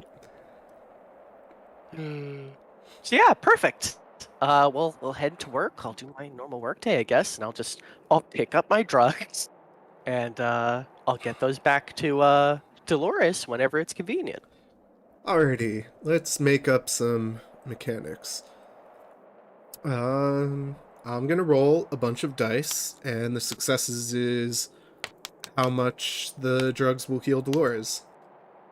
And if it botches, even though she's an Exalt, some bad things will happen. Assuming Dolores wants to take the drug. Sure, might as well. Let's Alright, live let's see. dangerously. I mean, it's plenty of dice. Oh god. That would be funny with how many I rolled. So let's see. 1, 2, 3, 4, 5. You heal 5 damage. Ooh. Wow. So yeah, basically it's an injection because, you just can't get that level of strength with something you take orally. But it's like I one of have those... it too, so yeah. I can inject it correctly Right. and not fuck you up. Yep. So yeah, you inject Dolores, and Dolores, you puke. Or, I mean, you can try to resist that if you want, but most likely you puke. It doesn't feel good. But, like, by the time you come back to and, like, recover mentally from, your body churning, you look down and realize your body is much better. And in some places is actually there where it was just burnt flesh before. Man, guys, why are we funding this more? This is amazing. I start reading off the side effects on the label, like will cause cancer and more cancer, and insanity and brain aneurysms. But you're good. Side effects may include, and then it lists off the WebMD cancer list. Not may, will. But I totally promise you're fine, Dolores. You're fine. I promise. I definitely did my homework because I thought about it really hard and was really certain. Fine, if I'll get cancer. Well, you know what? I'm of half a mind to fix cancer one day, okay? We'll one problem at a time. I'm really glad you're not half dead now. I'm taking out my litany of grudges. Adi Henry now. Yeah. How many extra doses did I get? There was only one of the really strong shit. Okay. That's fine. You should have your guy make you extra as opposed to, like, stealing from the closet before he doesn't get fired. I don't care how he resolves the issue. He can, if he needs to go make extra and just not put it on the books, he had to make it. I don't care. Fine. Whatever. He'll sort it out. He'll sort it. Exactly. It's his problem now, not mine. He's a good worker. He sees the company as a family. He'll make sure it gets done. Great. You've all got to work together. And I keep reading, like, shifts. it's extremely addictive, There was a whole nother page of the side effects page. Oh Yeah. god. Yeah, see the following link, and it's like a page with one of those like centimeter high scroll bars. Totally safe. Oh boy. So I yeah. mean, yeah. Are we wrapping for the day or what? Or do we want to continue with something? Because this, sounds like we've been through a lot. Yes, so yeah, you are in Pentex the next day. So, Dolores, you set it up as a dragon's nest and you have control over the whole building, right? Well, layer level control. It's my awakened layer, and I took the right that it's now a dragon nest. And also took the charm that I can control the inside, so now it could be bigger, extra rooms where there shouldn't be some, and so on, secret passages, that sort of stuff. Whoa. Oh, cool. That's So you are going to make things fun for now. everyone. Yeah, I only change it when I want to. Right. So, I have my own office now that, sleep in. You have your You're gonna own sleep in your office. Yeah. Are you going to move your cats into the office?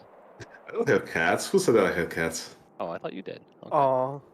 You just kind of assumed because Dolores looks can't like she afford has cats. guys. Because her picture has a picture of a cat on her desk. Maybe, I used to have a cat, but it's like, I can't afford you anymore. Oh. Oh no. I mean, you did get a raise. Oh. Yeah, but it was Yes. probably after the cat had to be, yeah. Poor cat. Oh man. Poor cat. You poor kitty, you got cancer. Oh. Right. Fuck. Or also rescue from, the Pentex, whatever. Like, oh yes, this one survived. Who wants, to take it home? Well, sad cat stuff aside, right. So, if I recall, So, Henry, you had asked last time about the Fomori in the IT department, right? That's right. Yeah, there is only one. Her name is Ashley. She's kind of like a little short, a little pudgy, a little wide-eyed and yet vacant. Um, Looking into it, the details about it say she's what they call a toad. Like, that is the actual keyword that gets used by Pentex. She is medically, femorically speaking, a toad. There are different like designations for the different types. Okay. Yes, she's designation toad. Does it say in her file like the process by which the transformation came about? I'm looking in terms of like, was she aware and this was like an upgrade, or like she didn't know but they wanted to transform her, or what circumstance? She was hired in, and they don't have much on her past. Mm-hmm. In fact, it's like a lot of what's there is automated. Like, it's not like someone filled out this, as anything more than a rote action kind of deal. Interesting. Okay. Yeah. She is there. Okay. And she has been there a while, but she came from outside. She is not a Pentex project that is listed, at least. Okay. So it doesn't say anything about like when she came on board. It doesn't suggest whether she was pre-Fomori or post-Fomorized. She Basically. came on board as a Fomori. Oh, okay, it does indicate that. That's good to know. Okay, great. I guess I'd call her into a meeting. Just one-on-one. Call her performance evaluation. Okay, you bring her into the office, and she, sits down and gets all polite and sitting up as like she's supposed to, kind of smiles in a way that says she doesn't want to be smiling. And just kind of waits for you to talk, really. I'll go through the small talk of like as if we were doing this meeting, like, hey, how are you doing? How do you think you've been doing with your performance lately? I don't really care what her response is. At a certain point, I'm just gonna say, well, there's something concerning that came up recently.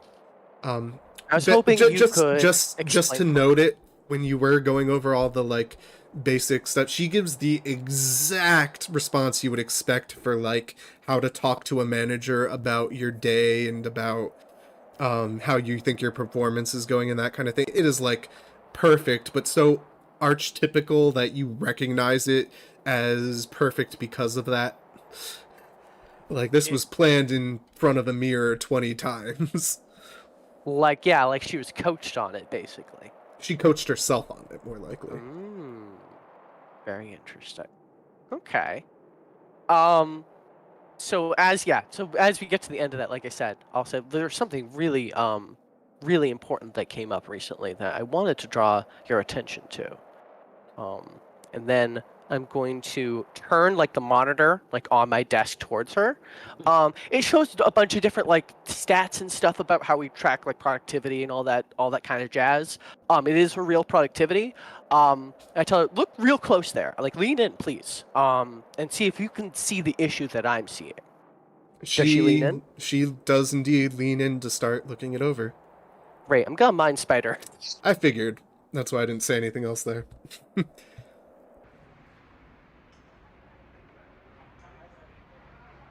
So that's 8 successes. Yeah. Okay, she is mind spidered. What do you tell her to do? She works for me now as if I was her worm boss. And boss. Okay. But she'll keep it on the down low wherever possible.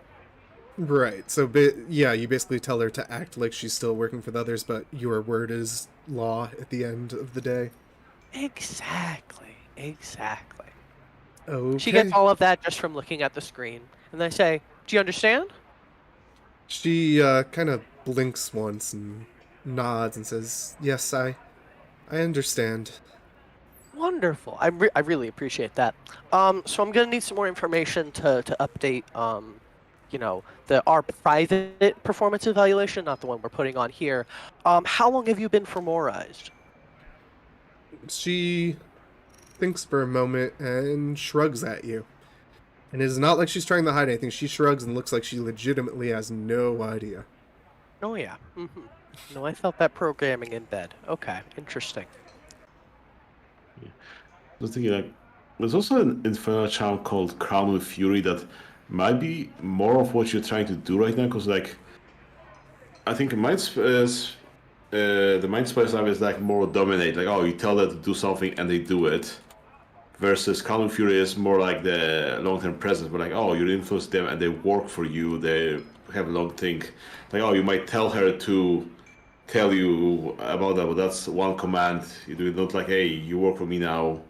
Something, because I don't think that lasts that long, because it don't have a duration, right? Yeah, Duration. It doesn't say limits other than the kinds of things that you can ask. Yeah, I kind of assume that basically she's going to, treat you like a boss, like give you reports and information and all of that, and defer to you first. But yeah, if you actually want to get a new thing going, you'd have to. That doesn't really fall under that auspice. Like, you haven't really changed her view of you or anything. You just kind of long-term dominated her. Exactly. What's the one you mentioned? Crown something? Oh, Crowned with Fury. Crowned with Fury is the very direct Oh yeah, that mind is control. That is, they are yours. Yeah. I see. It might be good to get into in the future, but for now, you can at least get her working properly under IT for the moment. Yeah. She probably won't come out and clean your pool, though. Yeah, no. Like, I don't assume Your she's apartment like, pool. Yeah. you are going to become a warrior now is probably not covered under that command at all. Like, No. she's going to keep doing her job, but, like, on the side, hey, you're really working for me, right? Yeah, that's right. Right. And I mean, you do have your okay. -2 difficulty with her anyway, or whatever it is with your merit. Oh, that is correct. I keep forgetting. Literally, me and my character keep forgetting that we don't have to keep mind controlling people. We can stop at any time. I mean, yeah. Mason keeps trying to remind you, and it's just not working. It's just so easy. I mean, literally with the Mind Spell, because, like, it only costs you 1 essence, and since you're in Dragon's Nest now, permanently. Yeah, it's easy to do, and so far you haven't had any consequences. So in character, at least, it definitely seems like nothing bad will happen ever. I was gonna say, yeah, I don't see the consequences, so they must not be real. Exactly. Yeah, who cares if everybody else gets brain cancer? I don't. Oh God. So yeah, I asked her basically about her history that she is aware of. So, like, did she just wake up in a lab? Like, what is she really doing in IT? That's the kind of stuff I want to ask her about. She gives you a history, and it is like the blandest thing, the blandest, most middle managey thing you've ever heard. Like, she came into the company years ago, and over the course of like fucking 20 years, she got a basic promotion to like supervisor of her subset of IT, which means nothing because there's like one other person in that area. And it's so bland. It's like NPC in a JRPG bland. Interesting. And she starts at working at Pentex? Like, no family history? If you ask about her family history, it's the same kind of deal. She'll tell you that, she was a B+ student in school, that kind of thing, and did like a 2-year, associate's degree for IT stuff, and because that's clearly what she always wanted to do, to be a middle manager in IT. Okay. I ask her, do you know what Fomori is? You familiar with that word at all? She nods. Okay, what does it mean to you? She gives you the company definition that you've read in the file, the specific exact company definition you've read in a file about like the genetic enhancements and stuff. Oh, and when do you think that happened to you? Because people don't start out like that, right? What's your best guess? She shrugs. When did you She- learn that word? She tells you that she learned a lot of the stuff when she got promoted that first time, years into her service, she got the advanced version of the company manual. Who gave it to you? She gives you your boss's name. Fuck, what did I name him? It was I forget as well, so that's okay. It was the purposely Roach Man. Joseph. That's what it was. Joseph, there we go. Yeah. I nod with understanding. I see. Interesting. Okay. Well, I see. Do you think there's anything I should know related to these topics that you're aware of? Just anything that we've discussed here that might be a pertinent personal detail? I assume you Just have all the your best. training you would need as someone in your position. Oh, I do. This is testing you. I can't possibly imagine what I would know that you don't. I smile widely and say, if you hear back from Joseph, do you talk with him at all? I used to, yes. He's told me when? recently to defer to you. Has he now? She nods. When was that? 2 days ago. Days That's ago. when you mind spidered him, right? Yeah, because Yes. I only mind-spidered him to, I think just to keep quiet about what we talked about. I think. Yeah, but you mind spidered. Oh no, you mind spidered him the last week about getting the promotion and stuff. Oh, that's right. true. That's true. the date she gives you. Oh, okay. I see. Okay. I nod with understanding. And go, okay. All right. So here's what's up. If you hear anything from Joseph, tell me. Just it's as best you can when we get a chance, during our little meetings. And keep up the good work, and we might see about getting you promoted further, okay? She smiles a little more genuinely when you say the word promoted. Mm-hmm. Yeah, I bet. All right. Go about your duties. She nods and heads off to go about her duties. Fuck, this is way too easy. Oh, Jesus. Oh, fuck. What's gonna All suck right. when you stop being able to remember all the orders you've given everyone? Down or something. Oh, no. Yeah, that'll be the Were you problem. insistent? By some weird combination of orders, you've inadvertently told someone to tell someone else to tell someone else that was mind spidered for a different thing, and it translates to shoot you in the face. No, no, no!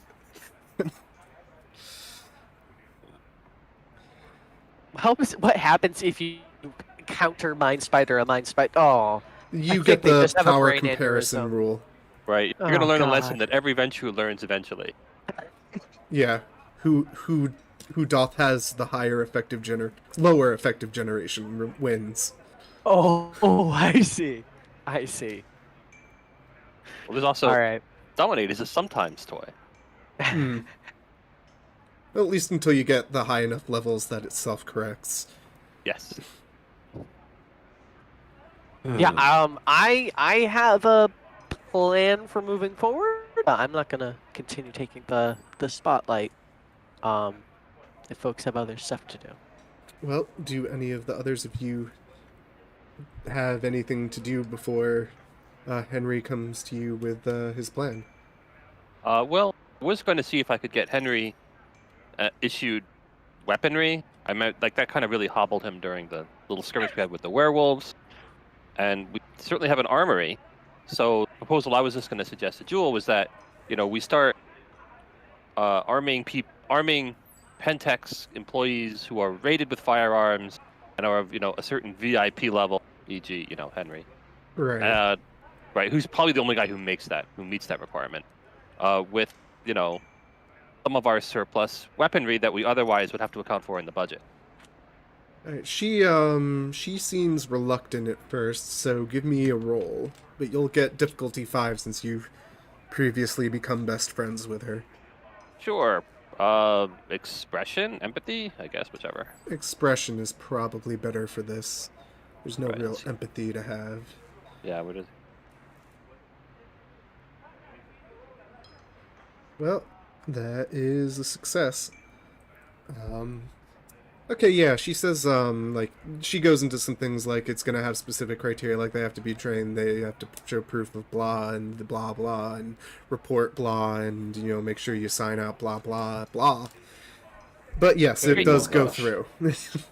Great. Well, I'll basically when we meet up, I'll be handing Henry, a handgun in a box with silver ammunition and a reef of paperwork he can make his minions fill out for him.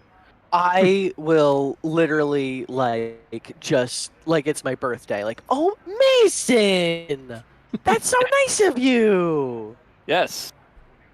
I can What? hold Oh this my for goodness, free. thank you. Right.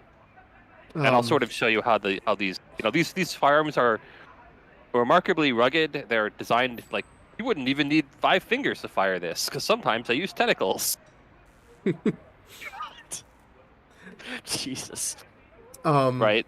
And there's That's probably a couple fantastic. magazines of silver ammunition. Does Ooh, Dolores have think anything that she helped. wants to do before meeting up with the others for a meeting?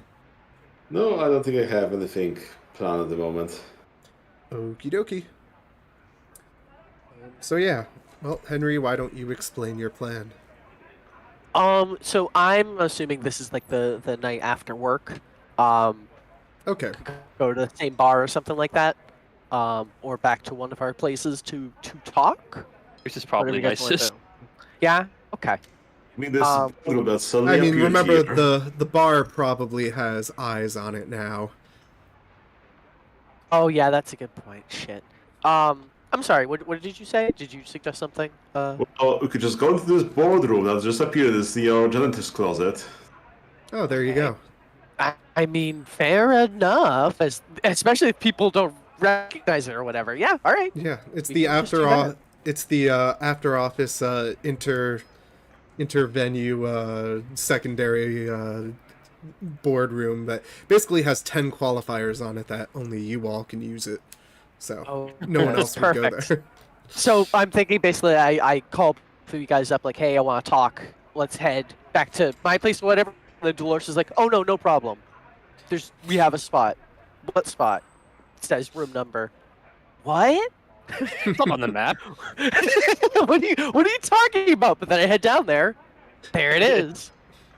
What The the hallway doors end at 3. What do you mean 27? Yeah, I open the door to the conference room and just look around like I have not seen this place. Like I've been here for like it or a version of this office like for like a year. What the fuck? Yeah, I show you the employee map on the website, like the internal website. This room is not here. Oh wow. No, it is. She controls the entire building, including IT. IT updated it. The map looks like this now. Oh goodness. You've 1984.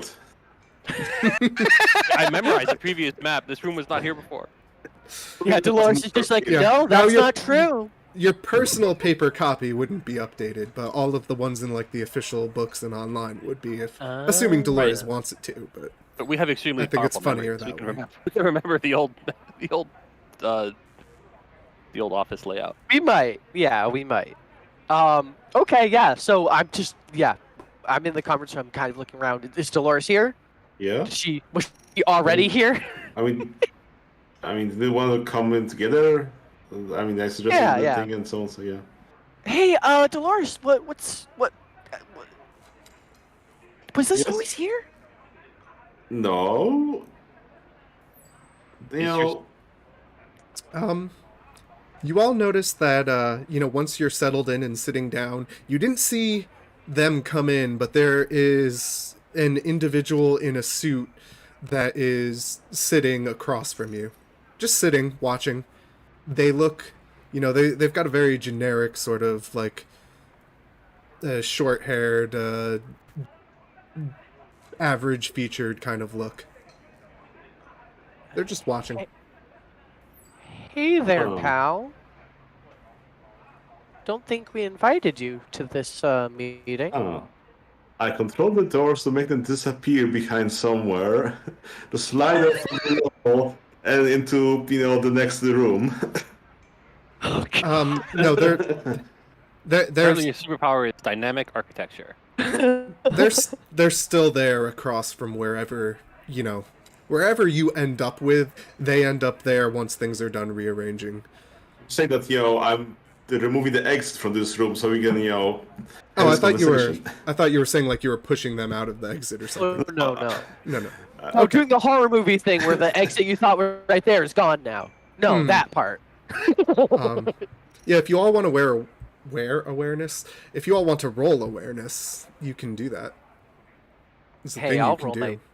I'll roll my 2 dice. What difficulty? 6. Okay. Dolores, it's 5 for you.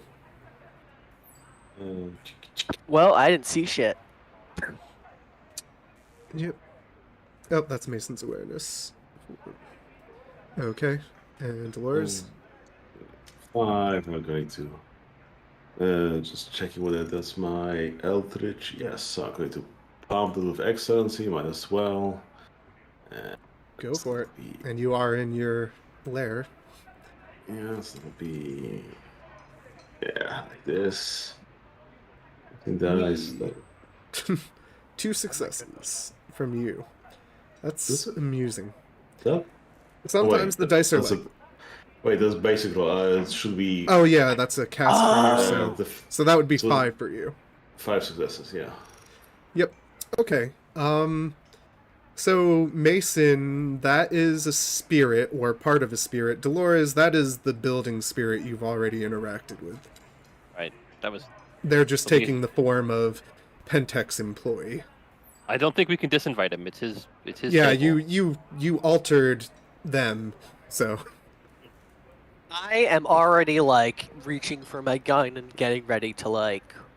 That's okay. This is the guy from the Okay. basement, I think. Wait, what? The guy... Is that him? The basement. Oh, shit! I think I did see him before, right? Yeah, the building that asked not to be covered in spiders. Yeah, They nod. okay, alright, sorry. I put the gun away. Can you What's- talk now? They nod and say, "Yes, but I'm just here to observe," and they take out a little notepad and pen and just kind of motion for you all to have your meeting. Observing for who? Me. Kind of tilt my head. What's your interest in the meeting exactly? I mean, we're just talking business, boring stuff. It seemed important since you twisted me around to accommodated it. I'm just curious. Oh, does it bother you when we twist that thing around? Because...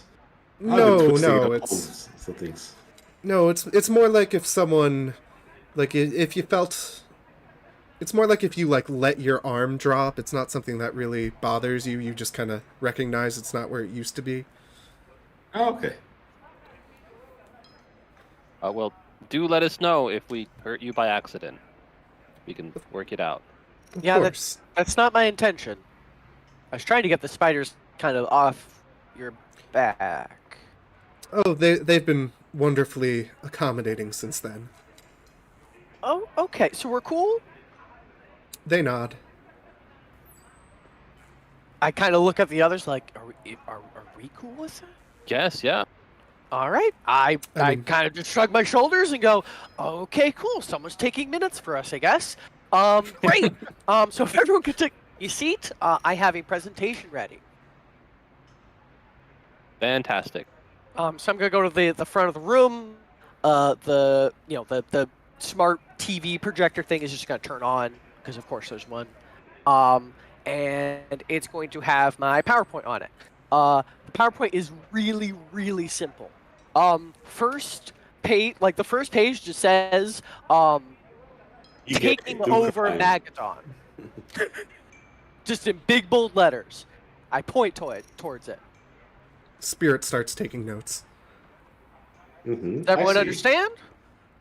Does Sure. that make sense? Okay. That's just the first part, okay? There's steps here. So, I have a plan to enact this here. Next slide goes. It shows just like a like shutter image, like a default image of like people with phones and stuff like that, and it says step 1, get the personal members of employees. Optional, might be tough to do. I look at the others. Step 2, actually I'll just post this in the chat. Step 2, use or install VPN on my phone. Step 3, spend most of the day calling every member of the executive board and higher staff systematically. Not gonna get everyone probably, but it would be more effective if I have their personal phones. Step 4, I have no idea what to tell them what to do. Step 5, de facto control of the entire corporate ladder without actually like jumping or making any visible moves. Okay.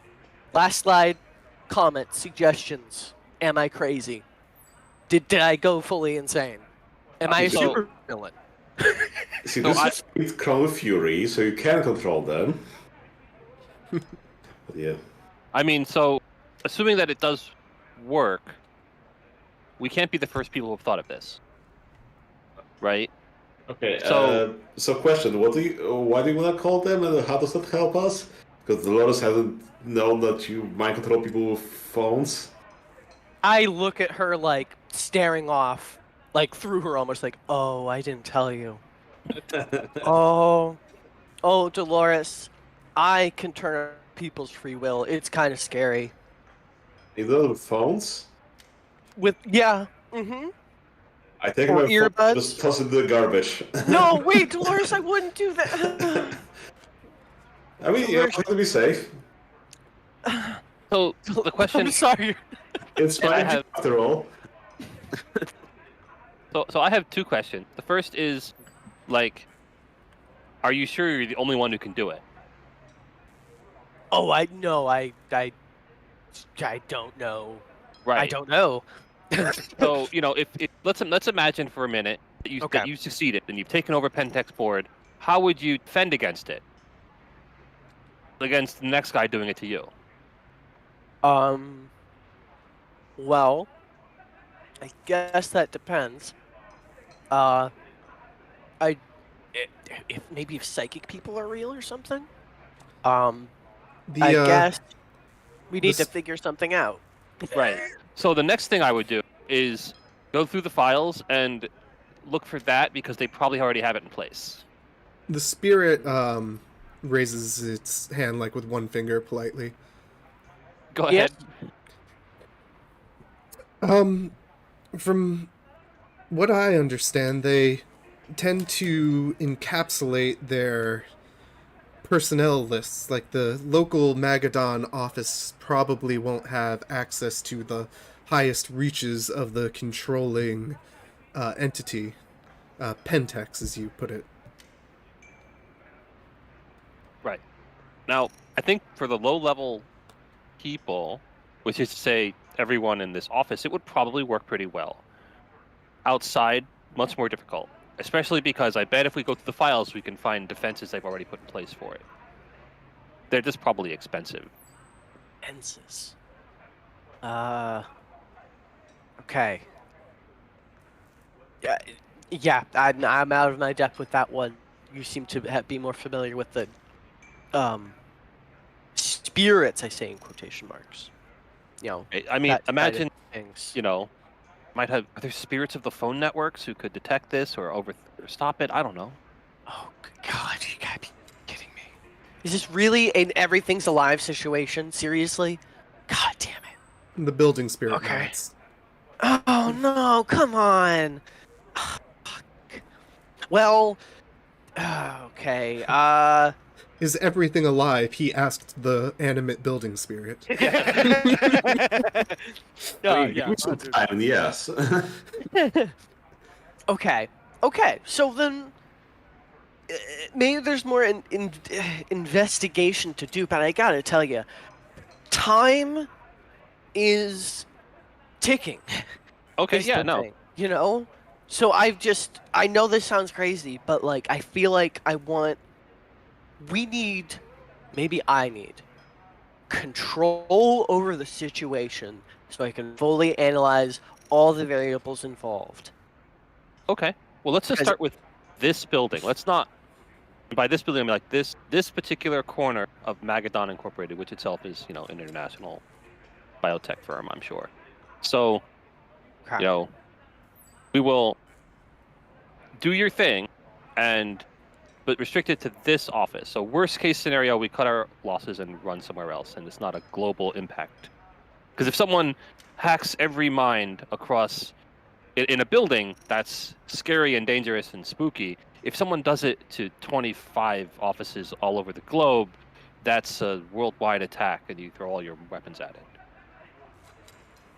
And maybe if this works really well, that's something we can plan for. Soak one tactical nuke.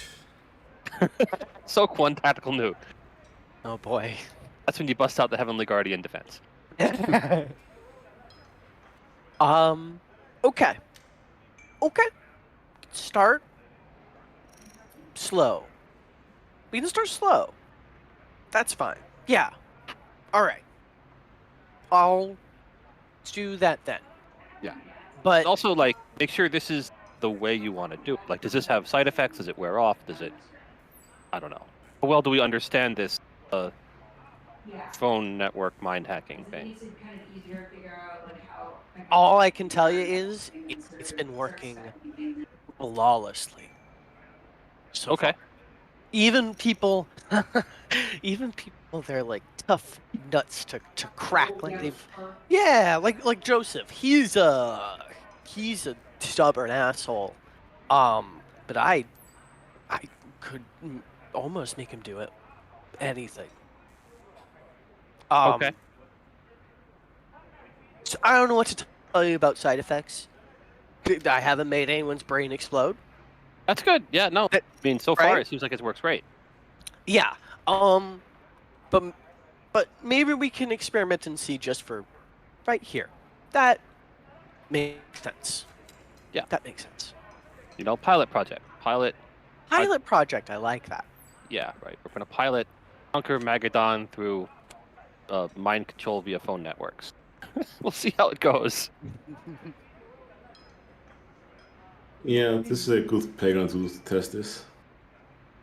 Right? Plus, it's Vegas. If we blow it up, the value was lost. Right. Sometimes you roll boss cards, sometimes you roll snake eyes.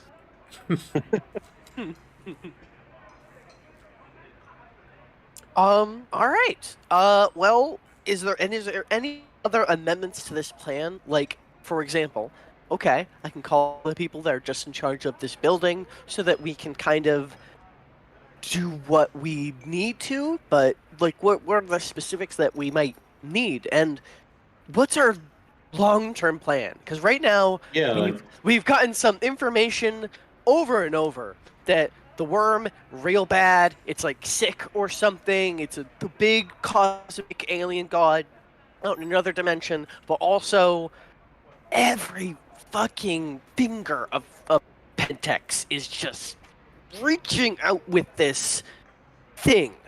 It's like, I don't know. It's weird. So like, we need to. It's the cause of you can see. doomsday. I'm sure, right? It has to be. Yeah, I mean, so okay, right? So they're putting evil ooze in all the medicine, and they're, why? Why are they doing this? I mean, No idea. Pentex can be that bad. I mean, they make, insulin. They made the drug that healed you. Okay, but the problem is, again, you saw those side effects, right? They don't give that stuff out typically. Yeah, I mean, Henry, if you want to make like do you have medicine? no. what do you call it? Obviously, I don't have it. Eidetic memory or whatever the merit is. Do not. I'd have it. Okay, maybe the memory. Well, you can make a memory roll then, if you'd like. What I is think memory that's roll? intelligence plus wits. Oh, all right. I'm not bad at that. Normal Raw. difficulty. Memory. Oh my god. All right. Well, Definitely did not. yeah. No input. Keep going. Okay. Brain no work. Luckily, if you remember to eat, no longer do. Right. So they're putting all this evil shit in the medicines they make. The medicines are totally revolutionary. So once we have full access to the building, we can figure out what goes into these things, right? Like healing someone like that isn't. It may be natural for us now, but it wasn't 3 weeks ago, right? Like there must be an objective, and it's not produce Yeah. value for shareholders because you don't. It's kind of produced value for shareholders. It's kind of produce value for shareholders, but the I mean, shareholders. Speaking of objective, like, what do we want out of this? Do we want to be, well, like, in charge of Magadon? We're going to be, I know, dictating where R&D money goes? Do we want to be setting the price of insulin? Or what's our end goal here? Because that seems like a lot of work. I mean, after do this little pilot program, we'll see how much work that actually is. I mean, it's also like we're not You going to do- take. I don't know. You do know from your research that, there's the Magadon local, and then there's, of course, the Magadon Corporation, and the Magadon Corporation has connections to Pentex, and, Pentex is above Magadon as a whole, but also Pentex has, like, management offices like the one you went to that control the lower offices of, like, Magadon, like the one you're at, and it's typical bureaucratic bullshit that's hard to navigate. Yeah. Because, like, So- taking this over would be like, buying Twitter and not having any idea what to do with it. Then, Yeah, who would do that? I mean, planning about, but that trying to said, make it work. taking over just this office, you know where all of the entry points are bureaucratically at this point. You can do that much at least, and go from there. Okay. For the sake of Right. out of character ST. So essentially- input. Essentially, the way I see it is, we take over. We get some degree of control, not official control of this office, and then we spend the next few whiles figuring out what the hell Magadon is doing. Because Yeah. how does Well, that I sound to have you? a ton of information, but still, the larger picture we are missing. Well, maybe we can Evil get the science all over the place. Okay. Here's a thought. Maybe once we have control, we get like a big, not necessarily all hands meeting, but we get every department in here into like this conference room or one just like it, and to explain what the hell their projects are, right? Like, justify your budget to us. What are you guys producing? In your, in the words of your managers and your, project planners and stuff like that. Got it. Well, Yes. How does that absolutely. sound to you as like what we would do once we've achieved your pilot program? I think that's perfect. If we are, again, if that's the direction we want to go, if we want to really take a bite into this problem and see if we're biting off more than we can chew after the pilot program, that's a great way to start. Yeah, I mean, I at like the very that. least, we could find out what are all the evil research projects producing here in this office, and that would let us know something. And I mean, yes, you have access to all the files, but having the people who wrote the files explain to you, as if you were a 5, what it means is helpful. Mhm. Yes, that would be very helpful. Right. So instead of needing to read like 10 terabytes of data, we can be like, well, this project is run for X for reasons we don't know about, or to produce Y. I We mean, also let us know how much they know. That's important too. Can we just control the computers and make them tell us what's going on? Well, again, like you said, that would be all of the hard data, which would be a ton of information to go through. It's not that we couldn't get info from it, but like a person summarizing for us might be more effective. That's It's the like, point. That's all. hey, we're upgrading all the computers in the office to increase productivity because they can run Windows whatever. as opposed to just seeing a bunch of data saying they updated 500 computers and here's what we did to upgrade them. It doesn't necessarily give you why,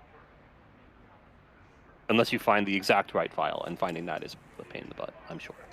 I mean, Henry's the IT guy; he would know that. Yeah. So and Henry does. Are we agreed on this plan then? We're good. Yeah, it's worth a try. If it blows up in our face, we'll need a backup plan. But We'll figure it out. I'm sure. As I say that, I am going to reflexively, kind of unconsciously, activate my anima power for the first time. Okay. Well, So I am going to kind of be stuck thinking for a moment about our plan, reviewing it, scrutinizing it. And I am going to... I'll put the anima power in the chat so you can see it nice and easy. Oh, I wish it copied over correctly, but that's okay.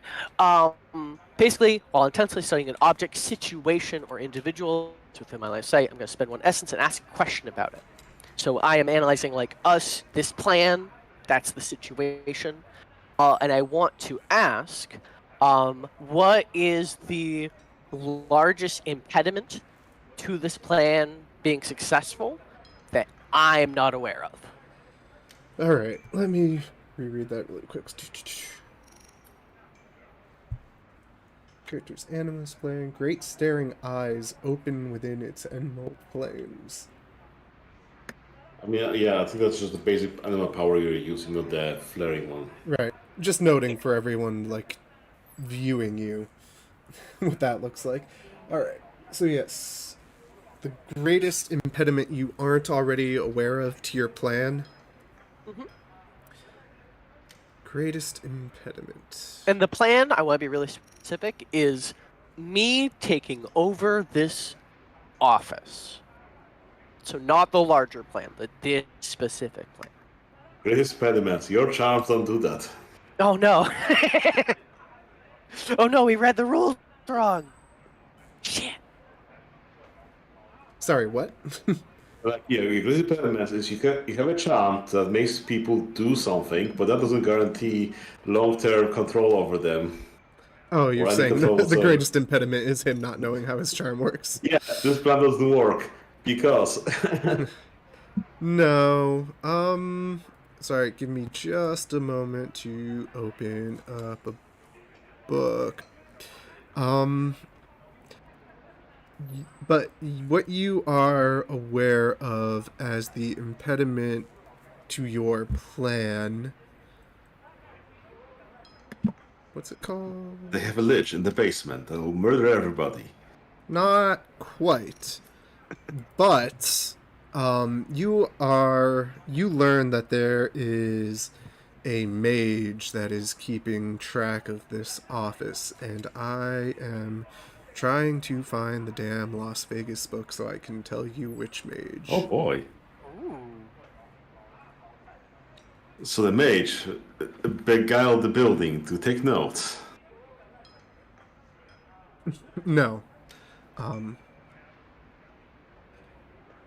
Here it is. It had like a subtitle that's actually the title, and Las Vegas was the subtitle, so I wasn't looking at the right part of my files. Oh, yeah. But Bad yeah, PDFs. Yes. Okay. Is it... Well, how much information would it give you? Ask one question which you must answer honestly. It doesn't seem like you have to give me. You can give me as little or as many details as Yeah. you like. You might not It know just- the name necessarily, but like you know that the greatest impediment, there is a mage that's looking after this, and yeah, that could be it. They can start investigating. Yeah, whatever you're comfortable with. I will give you just the last name. You have a vague awareness of a magic user with some part of their name is Mitchell. As I'm kind of staring off in the distance, kind of awkwardly, my lips will unconsciously mouth the word, like, or the name Mitchell. and then I'll blink, and I'll say, "Oh, hey guys, I just had like a cosmic insight. Don't ask. Wizards are real, and one of them is keeping an eye on the building. I mean, you kind of know wizards are real. Yeah, I what do you know, think that but whole wizards are spirit- actually real. What do you think that Yeah. whole spirit thing was? Like that was wizard See, shit. no, that's all just swarm magic. That's Yeah. That's like That was cheat that was stuff. This is advanced like, kung fu. The difference between a monk and a wizard, guys, it's a different classes in D&D. okay, all right. I probably don't say that then. That's fine. But I'll say Yeah, specifically there's a magic wizard. user in general. I am not saying mage specifically. That's necessarily. fine. I will jump to saying a wizard that is like keeping an eye on the building. He might cause problems for us, or is it a he? I don't know. I All didn't you know pick is up the name is gender, Mitchell. Just name. Yeah, I didn't pick up gender, just a name. And the name is Mitchell. name is Mitchell. Mitchell. Yeah. Okay, well, we can look for this Mitchell. Yeah. I wonder if they're on the company roster. I wonder if like all the magic users in town know each other. If that's like a thing, or Oh, Whoa, Maybe? just because they use magic, they yeah, automatically right. know Or is that- every or other is that somehow magic. is that somehow like anti-wizard racist or oh, God. anti-magist? I don't know. I mean, I could guess that we all know all the Exalted in this town, so that tracks. Maybe there's hundreds of them. Who knows, right? Maybe everyone's a wizard but us, and like they just forgot our Hogwarts invitations. Just laughing on us. Okay, so we gotta find this Mitchell person, before I start doing my thing. I should take that tracking charm that lets me track anyone of my litany of grudges. And also add Mitchell to my litany of grudges, so I can track them. I don't know who this Mitchell person is, but I don't like him. I will say, Observed. I am fully okay with you adding Mitchell to your grudge list. You heard the name, you know they are they're an impediment to your plan. That is plenty to form a grudge. Yeah, I mean, they're observing me, so yeah, that's good enough. Oh goodness. Yep, go Yeah. for it. Okay. Fair enough. I have added them to my litany of grudges.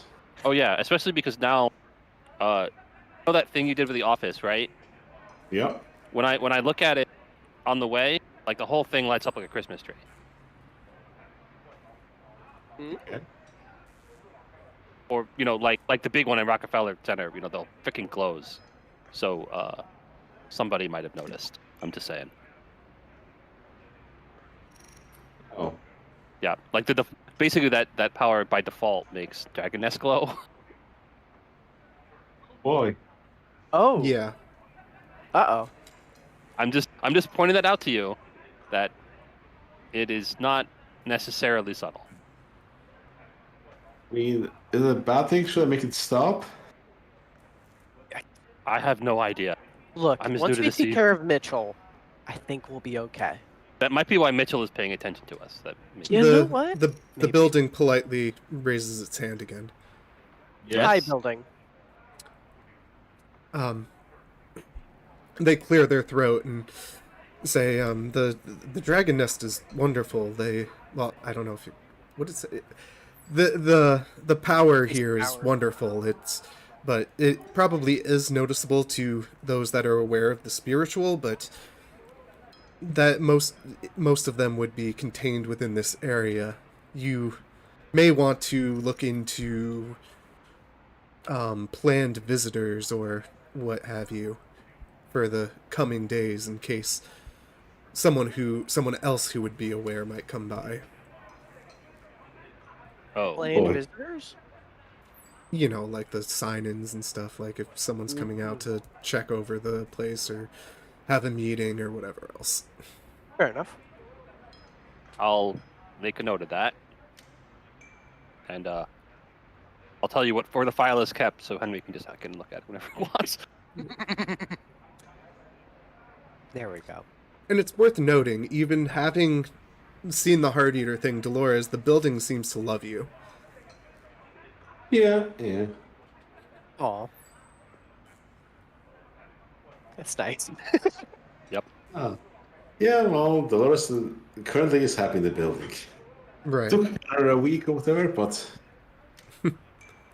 So I go back to the PowerPoint briefly. I amend the just without even touching it, obviously.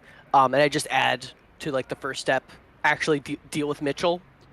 Question mark, question mark, question mark.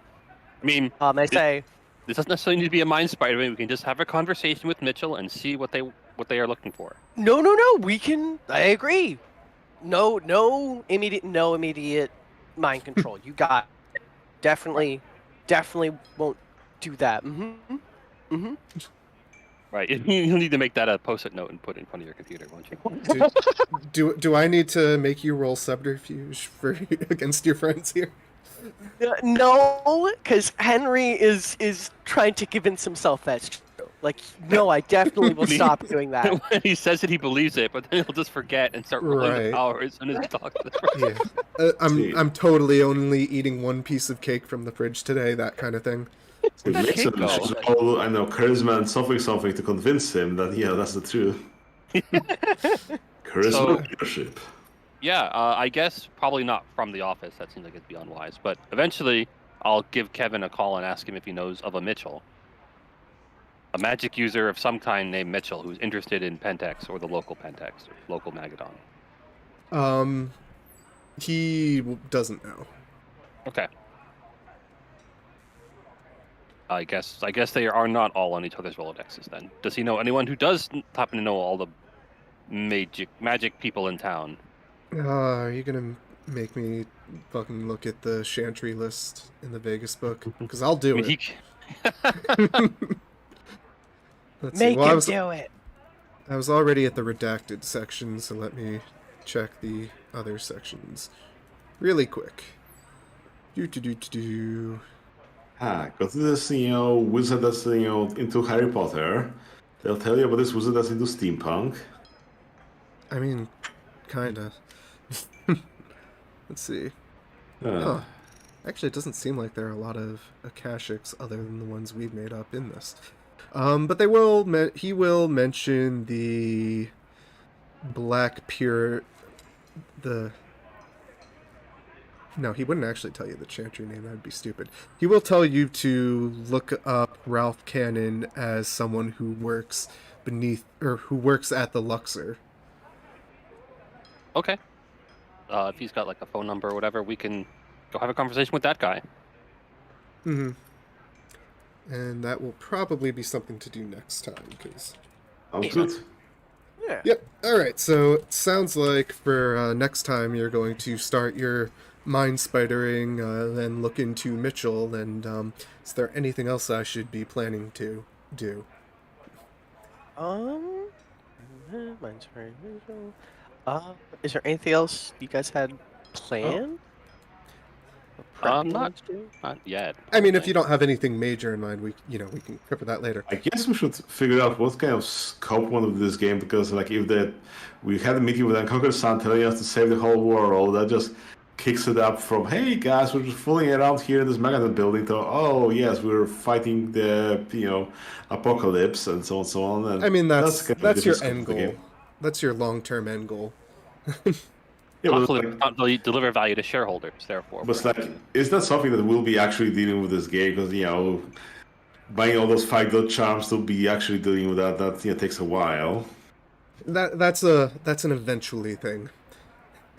That's a don't worry about it just now thing. That's a you talk to the sun and the sun is going to be grandiose about things thing.